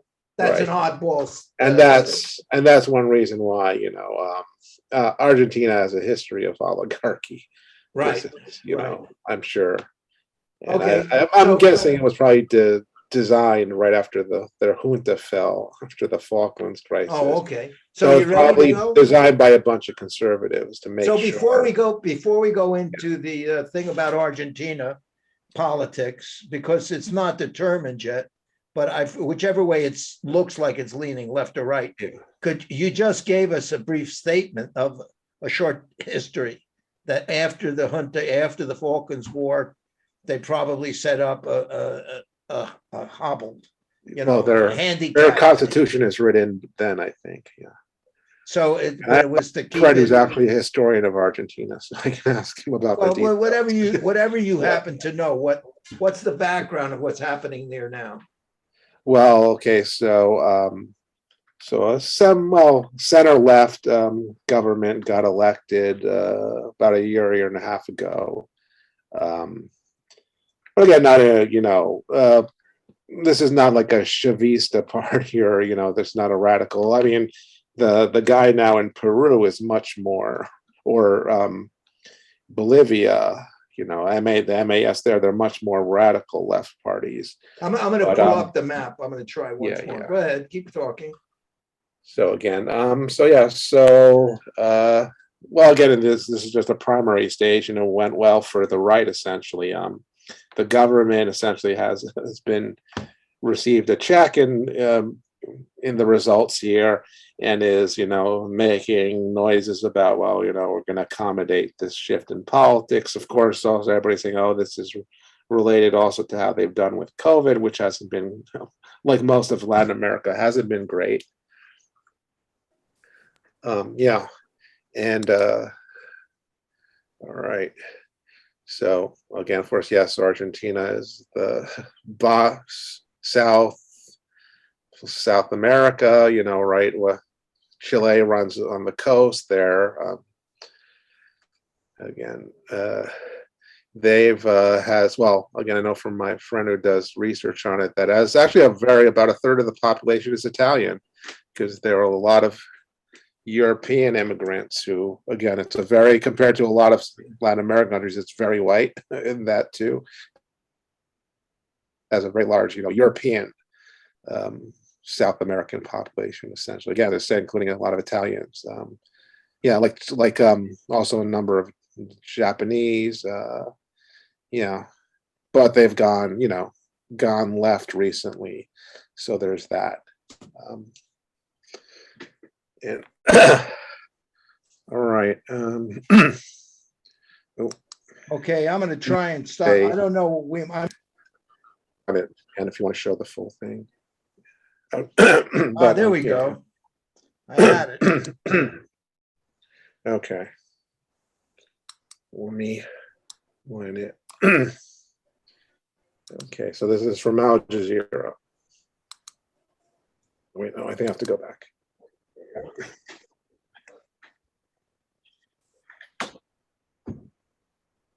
Okay. So she's the right-wing party, I think. Yeah, I forget what they're called. And show how the opposition is regaining strength since the defeat of former President Mauricio Macri 2 years ago.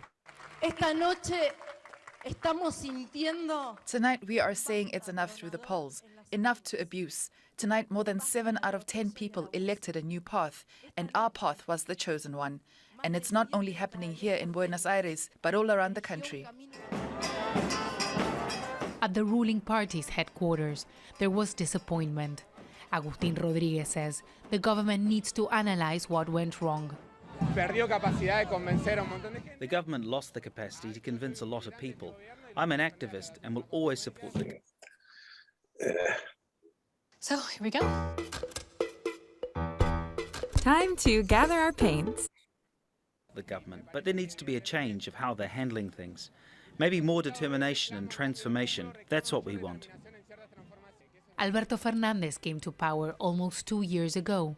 He's part of a center-left coalition and was handpicked by the former president Cristina Fernández de Kirchner. His wife, actually. These elections are a huge straw poll on the ruling party ahead of November's legislative elections. The results show that there are many people in the country who are not happy with the economic crisis, with the government's handling of the pandemic, and that's why they're demanding change. The legislative elections are only 2 months away. The elections won't solve the problems people have been facing this year. The problems are because of the pandemic, psychological problems, and uncertainty with a government that can't get one thing right. There are problems with our economy and a lack of jobs. This helps people ventilate all the troubles they face. Fernández implemented one of the world's strictest COVID-19 quarantines last year, but Argentina has one of the world's highest death rates from the virus. The lockdown had a huge impact on the troubled economy. This election results sent President Alberto Fernández a clear message. The question now is how he will respond. Teresa Wu. Okay, so again, it says, again, you win some, you lose some. And let me also bring in here, actually, it's a web page. So let me, okay, so this is again from South Front that Jim and I use a lot.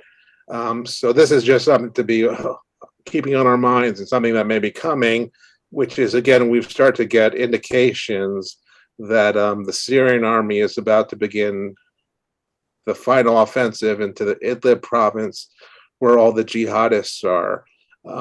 So again, here, Russian state, network Sputnik has been explicitly saying, it's going to happen any time now, literally at any minute.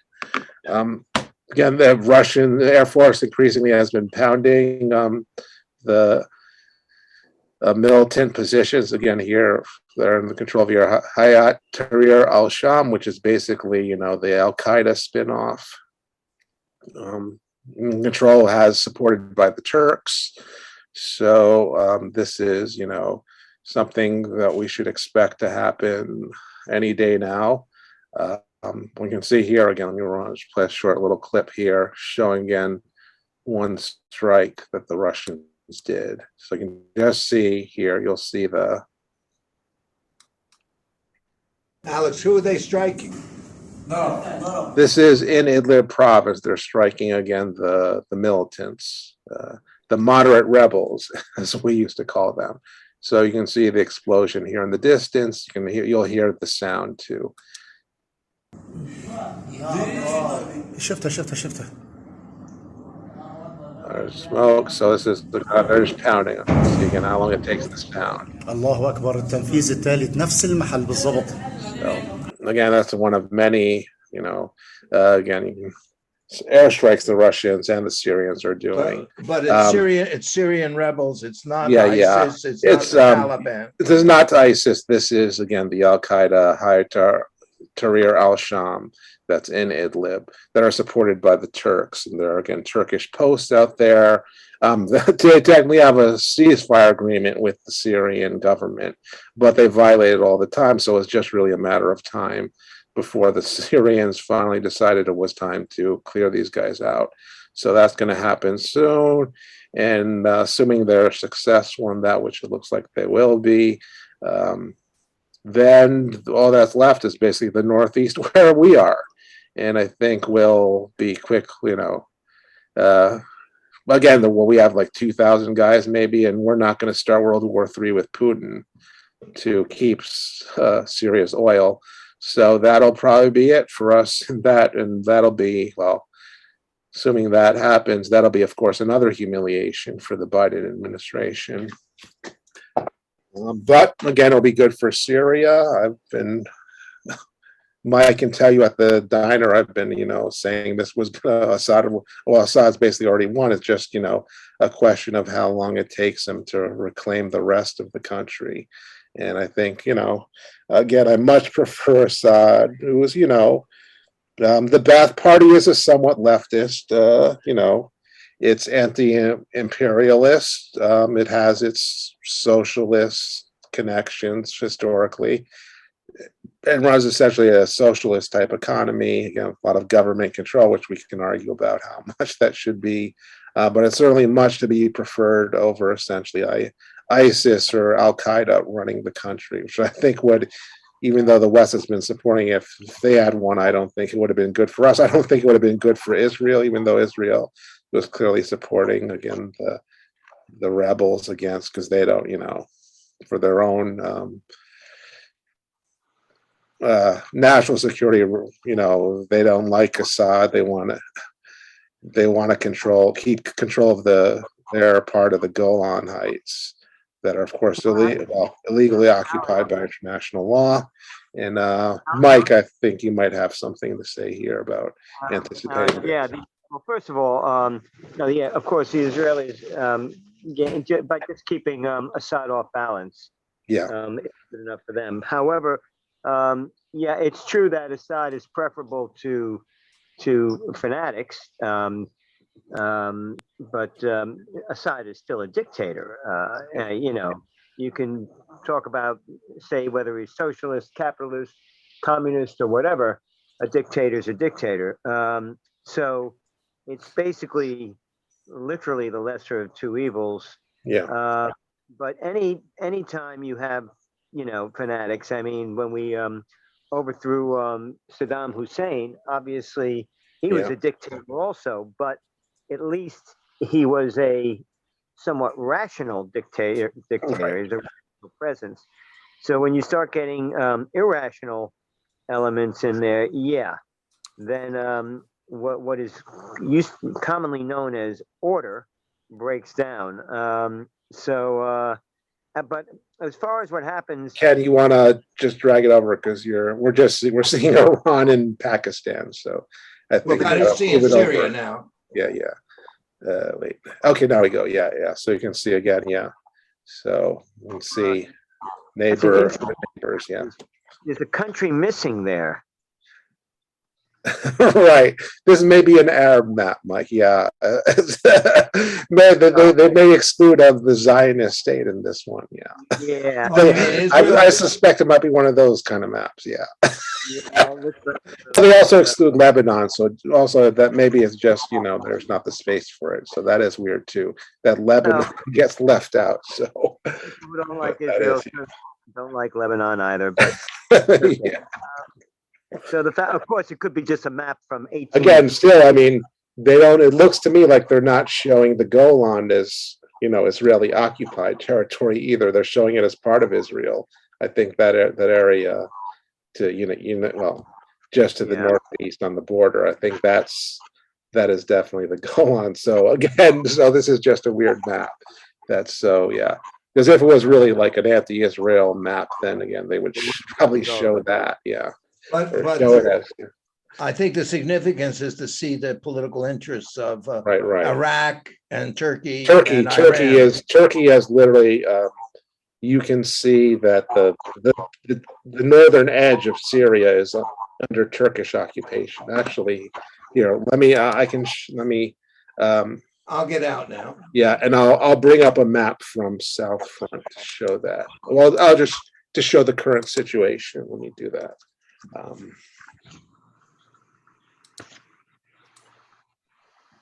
Wait. Oh, yeah. Okay. So you find the current here.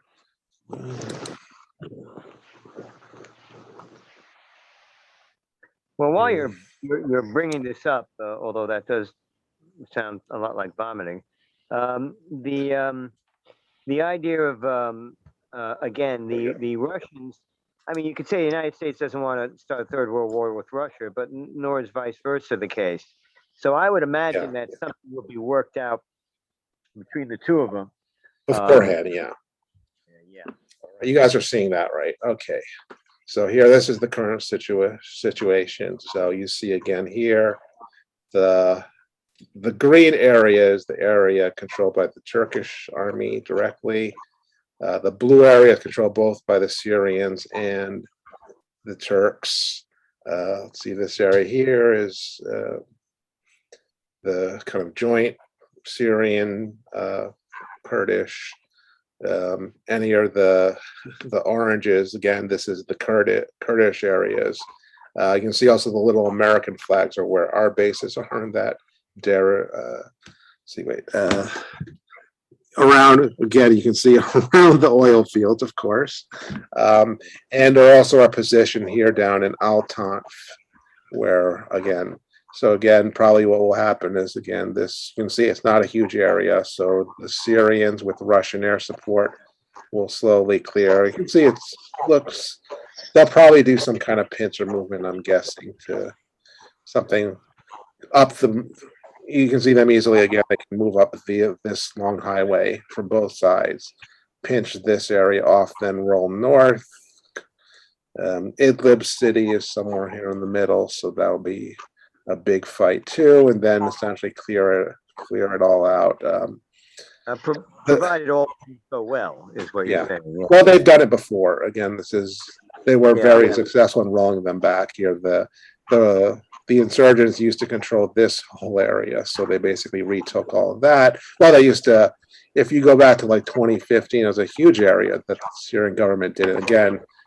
They hadn't cleared the area up to the Israeli and Jordan border. So this whole area down here was controlled by the rebels.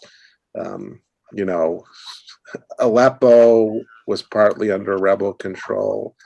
They hadn't Deir ez-Zor area here was. You see, still they have some ISIS presence here, and so that had. So gradually took place, and so that's likely to be happening. But I'll just play it and finish. Oh, sorry, let me find. So let's get to this clip next. what's with Haiti, where we're getting somewhere in terms of the investigation of the assassination of the president. With actually here you can see literally the prime minister is now under suspicion, and the prosecutor is asking for him to be essentially indicted. So that's going to be interesting to see where that goes. And of course, this is, well, many Haitians, especially on the left, think it was essential. Not just on the left, think it was an inside job. The the palace guard was involved because they clearly kind of stood aside as he was gunned down. And they didn't gun down his wife when they could have. No, okay. Well, that was nice of them, at least. I mean, Yeah. give them credit. Right. And she's actually, well, she survived, but apparently well, they haven't, I'm not sure if they've even interviewed her, because obviously she'd be a witness, but also, of course, a potential suspect. As, the wife is always, well, Yeah. one on the list. So, yeah. So, well, let's just say there are investigations left something to be desired. But here, yeah. So here, this is from Africa News, an African outlet. But again, it's also been reported elsewhere. But I thought it was nice and short.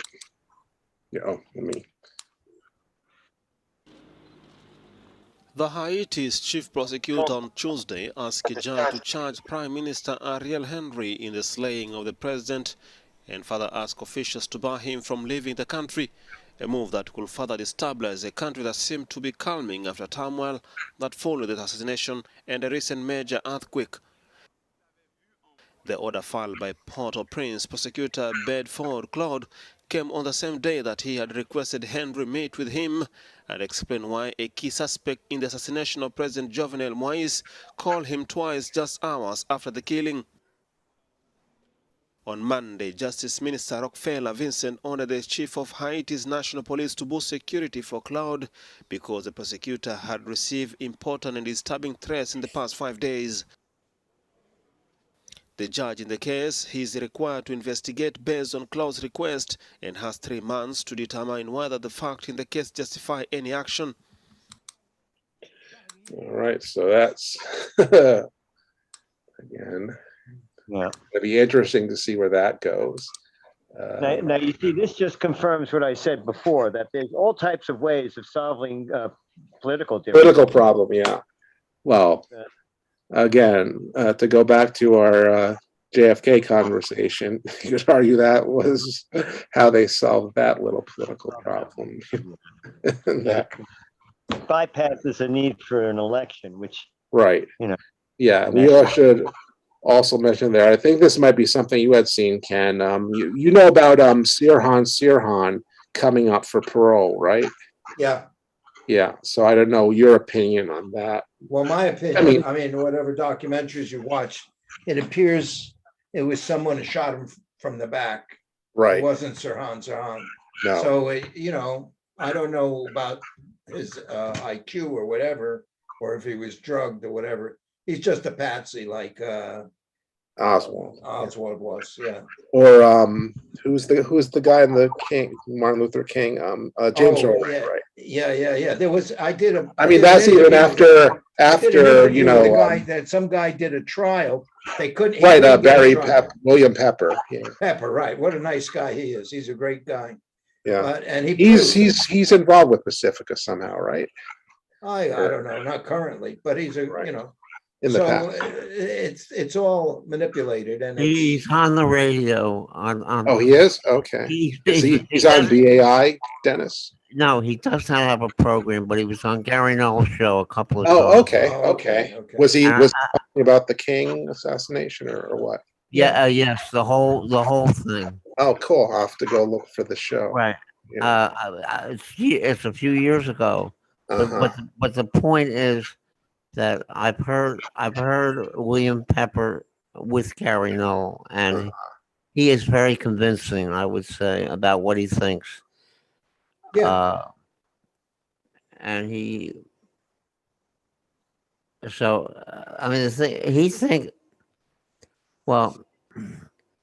actually, I have to tell you, he actually thinks that Jesse Jackson Right. Yes, I've heard that. Yeah, that some people Well, think he was Alex- involved somehow. Alex, let Pepper says that he helped King move his room where he was a better target. Right. And, Jesse Jackson is involved now. Well, there's some people who think no, that it's Pepper. It's William Pepper. That was the lawyer in for the King family who was trying to again had this the jury agreed that the U.S. government did it. Again, had damages of $1 because it wasn't for the money, obviously. Right. And they had they brought in the alleged assassins, and the jury agreed that they were not just the U.S. government, but the Memphis Police Department was involved. That is correct. Right, and then I think a police officer was one of the shooters. Essentially, No, he was the shooter. He was right. He was okay. He was the marksman of the department. Huh. Right. And Right. Specifically chosen to do the job. Yeah. And he did it. Right. It was. You're right. It was the. And Army intelligence was involved. I remember his story. That could have been too. What I know is the FBI and the Memphis police. Right. Definitely. Yeah. And if anybody wants to look more into that, William Pepper did an excellent book on the subject that you can find out there. Right. Yeah. That goes through all the evidence and show about the case. So now, a question: were they sued for $1? Was the lawsuit asking? Yes, they asked for $1, and the jury. No, it wasn't a real. It was not a real trial in a judicial setting. Yeah. It was done similarly. They hired somebody to be the judge, and actually, it's Judge Joe Brown, the TV judge, who was still a practicing judge at the time. They got him to preside over the trial. But he's not representing any judicial body. No. It was just. I forget. I think they sued the individuals, including the shooter. That they. What was the guy's name? The guy who was the patsy on that? Oh, James Earl Ray. James Earl Ray, who Pepper thinks was not even there. Right, but what's his status now? Did he pass away? He's still in jail, I think. Still in jail, huh? Yeah, of course. Yeah. Just like Sirhan. And of course, we know in that case, Kamala Harris opposed and his being let out. Even if you think he did it, he's clearly not a threat to anybody anymore. I mean, well, there's a problem there. There's a difference there. In the case of James Earl Ray, the bulk of the King family claimed that he was not the shooter, and that it should be investigated. In the case of Sirhan's release, you got to remember, only 2 members of the right. The Kennedy family won't think he didn't do it. Yeah, although it is RFK Jr. doesn't think. Yeah.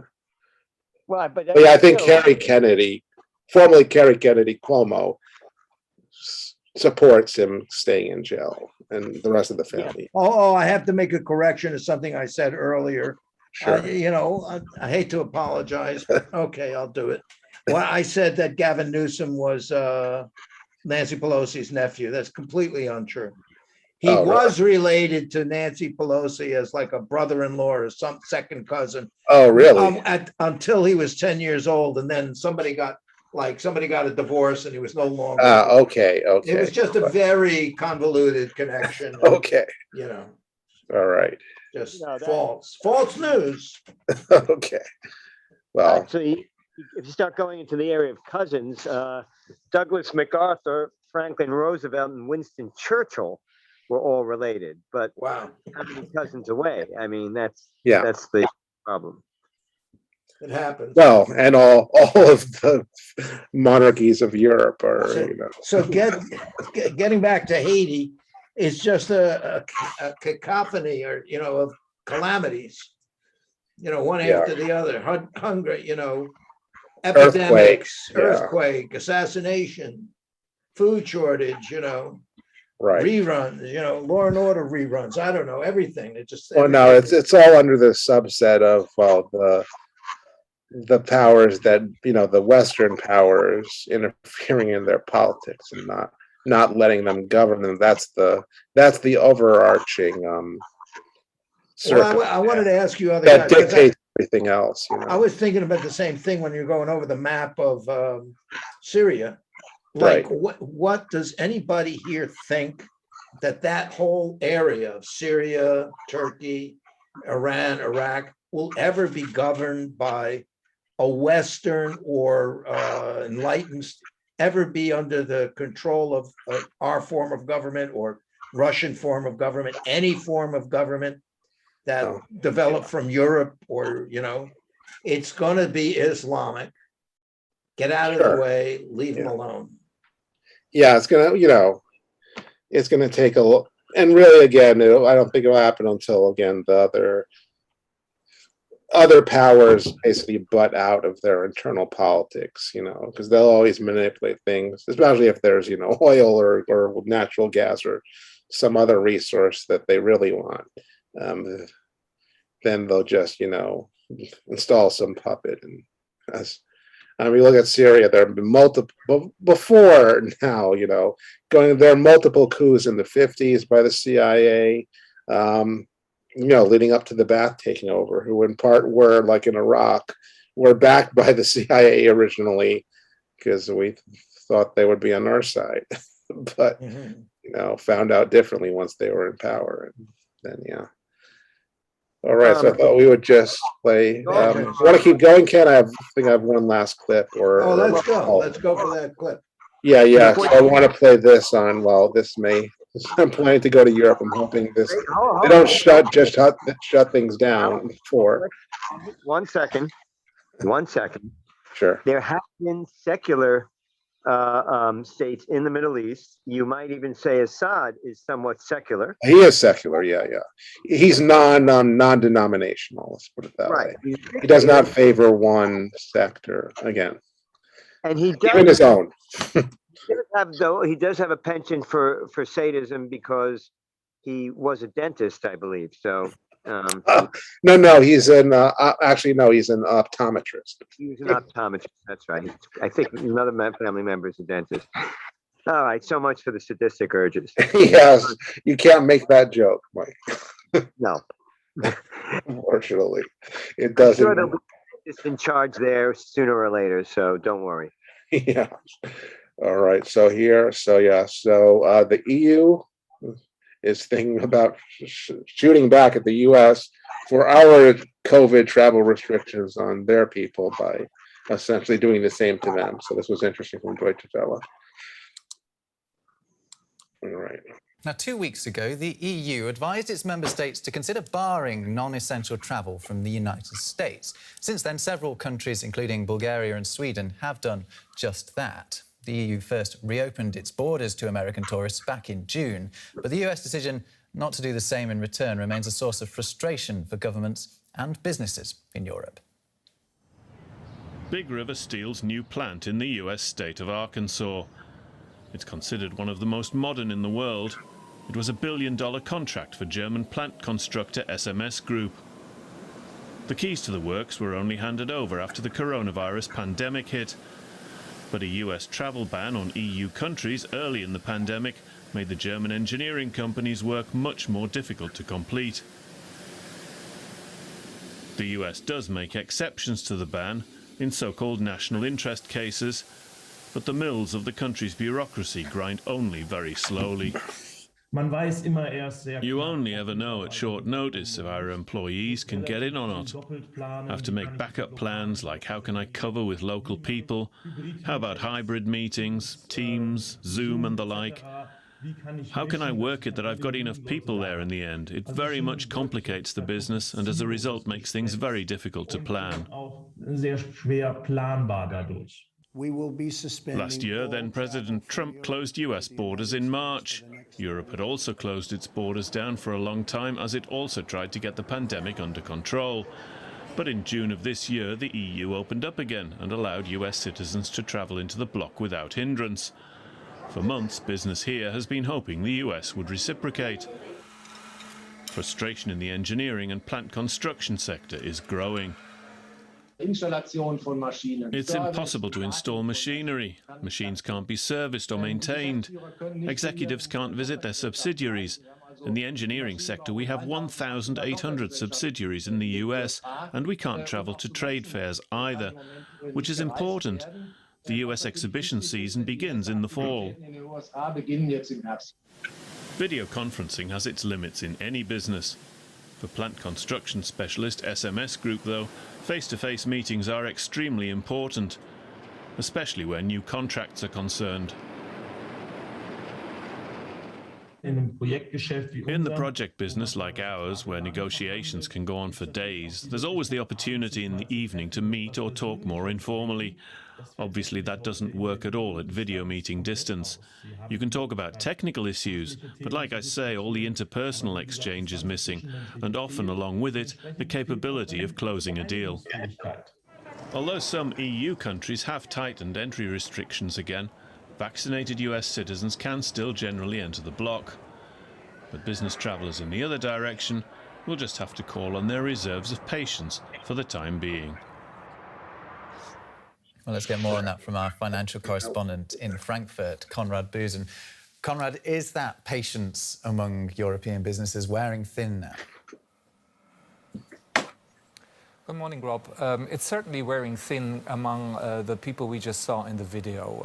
Of course, there's no denying it. Even though I think it's worth mentioning that so far, despite the travel restrictions, the impact on our German manufacturing economy has been limited so far. You know, the manufacturers here in Germany have been reporting constant rises in production, constant rises in factory orders. So despite of what we heard in the video, that business needs presence, obviously a lot of business has been possible without business people really meeting in person. Is there any sign of the situation between the EU and the US and the travel restrictions there being an improving situation? No, not really. No sign that I think is worth giving out. We've seen a lot of statements that the Americans want to do something about the travel restrictions. You know, when Angela Merkel recently visited Washington, there was talk that this would happen. It did not. And you know, the regulations in the US are really absurd. From some countries, you are allowed to travel into the United States, even though the countries that you come from have some of the highest COVID cases and also death rates. All you need is a test. Then you're allowed to travel into the United States. Malaysia, for example, Sri Lanka is an example. You're allowed to travel to the US from Mexico by plane. The land border is still closed. Now, how does that make sense? No, the regulations are really absurd, and the political divide between the Republicans and the Democrats seems to be so strong that it's impossible to predict what the outcome will be. Okay, Konrad Busen, thank you. All right.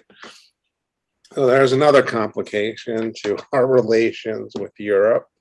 And I hope they don't shut down travel to Greece, because it's supposed to go at the end of the month.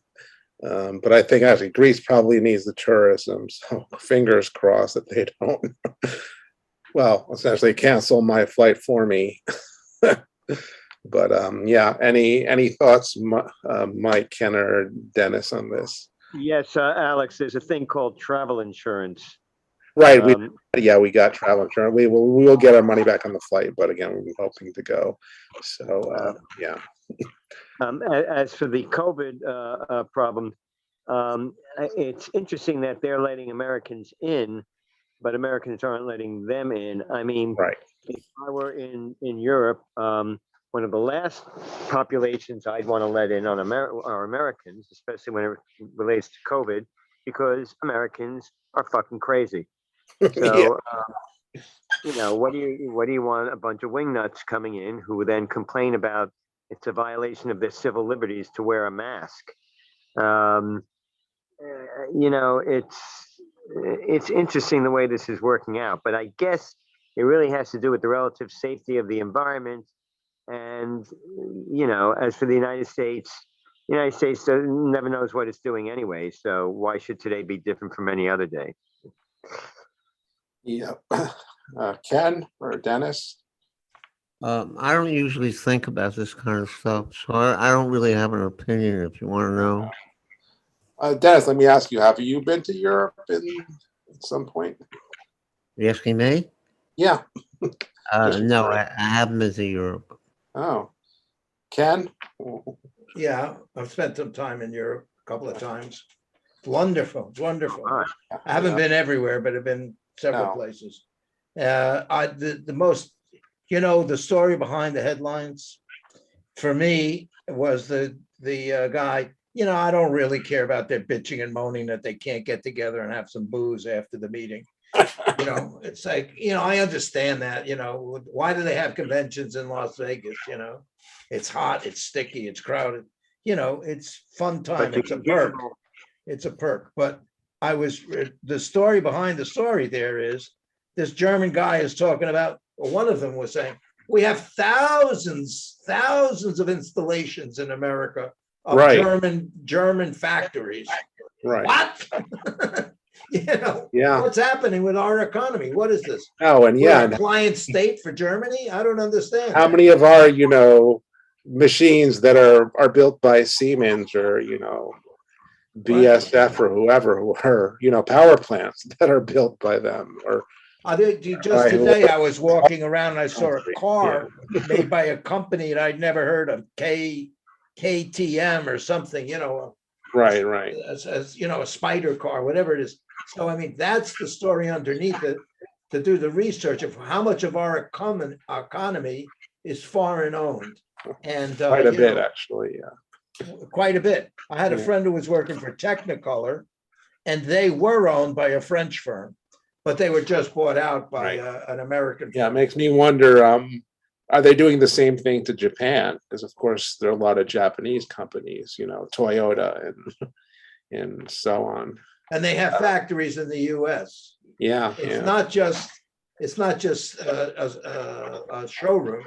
They build the cars here too. Well, increasingly China. I mean, there was a very good documentary about this US factory that the Chinese took over from like a year ago or so, that right before COVID, that was nominated, I think, for the Academy Award.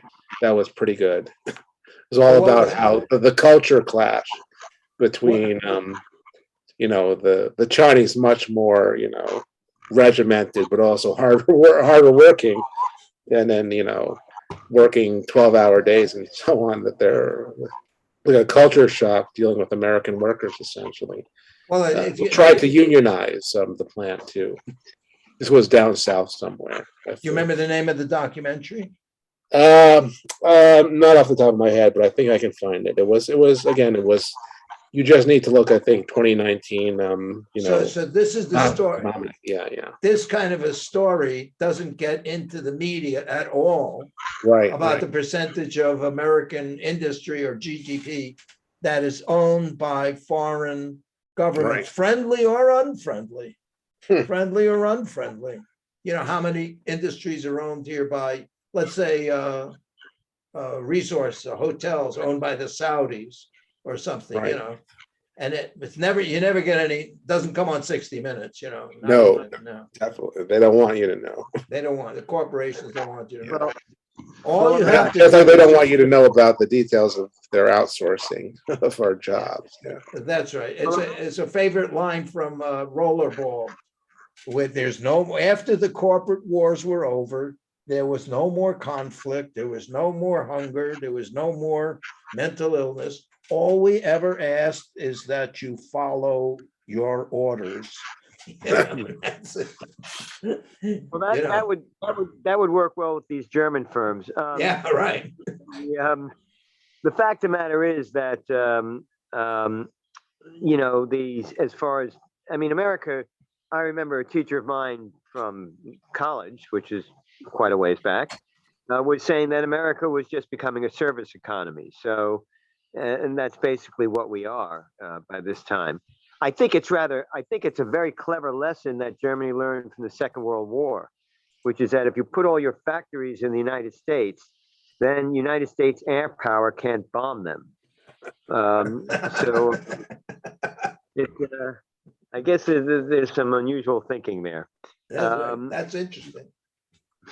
Okay, so we're done, right? Alex, take us Yeah, out. yeah, you can stop the. What Let me happened see to if the I can song? find this. What? No song tonight? We're No gonna be what? doing I think tomorrow at 3:30, well, what's it gonna be? 6:30 PM Our time, yeah. in New York. We're gonna do a movie show about unions. And I sent out a notice, so pick some films. Well, Okay. actually, Ken, I think how we should approach it is You're we could sending all, us the link? Yeah, I will. You already Go did, ahead. I think. No, I don't know. Go ahead. I think that we should, we should have our own films that we know, but I think we just stick to the topic. People are going to bring up films of their own. Right. I just think that, yeah, we should try to keep at least a large part of the films to be, less oblique or, something that people might have had a chance to see. But even so, there's a wealth of, again, there's so many films that deal with union issues. I mean, there's ones that deal with it directly, like Norma Ray or something. But Oh, yeah. Yeah. It's going to be open. It's just that I just want to be able to acquire a few clips.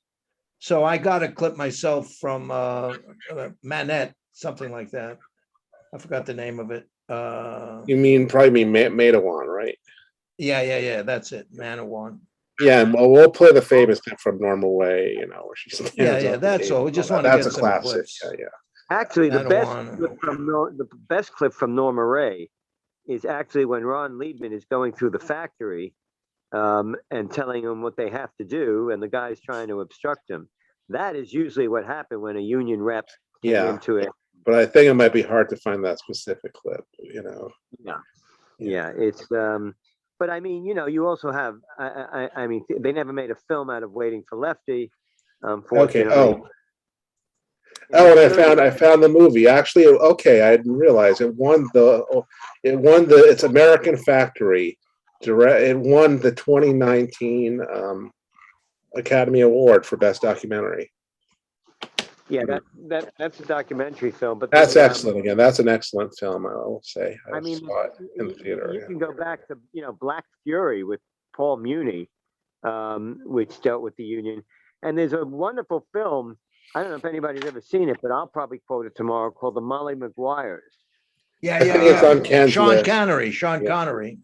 Yeah, and Richard Harris. Yeah. Oh, Richard Harris too, huh? Or yeah, there's also was it It's an excellent movie. Yeah. There's Made in Dagenham about and there's that I forgot the title, but there's one good film about this case where the LGBT community in Britain were supporting the miners' strike against Thatcher in the 80s. There's a whole these guys did a whole film, fictional. But it turned out that their support for the mine workers resulted in the Labour Party later on being very, good on gay rights and being the first, I think, in England to adopt a LGBT platform, essentially, and to allow, to elect MPs that were gay or lesbian or bi. Let us not forget how green was my valley. Oh, right. Great, Yeah. That's good. Good old movies. Okay, so tomorrow night or tomorrow afternoon. Well, tomorrow night for you guys, 6:30. Tomorrow night for us in the civilized part of the world. Okay. Sorry, Ken. Okay. Yeah. So All we're right. just going to go out. I don't have a rock and roll song. If All right. I'm afraid to try to play the other thing. I'll give it a shot. You can sing it. You could try singing it, Ken. No. That's what I said. Video. Oh, no, I got it here. Video. There we go. All right. See you tomorrow. Okay, here it comes. Wait a minute. Here it comes. Ta-da. Okay. The world has caught a virus, so I've written you a poem. We need your help to cure it, so stay the fuck at home. And if you have got 12 kids or you're living on your own, Lock it down and isolate and stay the fuck at home. If you think you're not at risk here, you're living in a dome. It spreads faster than a hooker's leg, so stay the fuck at home. I need the gym, I need the beach, I hear you bitch and moan. You need to grow a brain cell and stay the fuck at home. But I feel fine, I don't feel sick. I'll go out on my own. How thick are you, you selfish prick? Please just stay the fuck at home. From LA through to Berlin, from Wuhan through to Rome, there's people dying every day, so stay the fuck at home. If you need to contact family, use Facebook, Skype, or phone. We've got the fucking internet, so stay the fuck at home. The only way to slow it down is isolate, not roam. Please help the world get back on track and stay the fuck at home. Stay the fuck at home, stay the fuck at home. Don't you be a fucking dick, please stay the fuck at home. Stay the fuck at home. Okay, you say so. Hey, guys. So we'll see you tomorrow. There we go. Good night, all.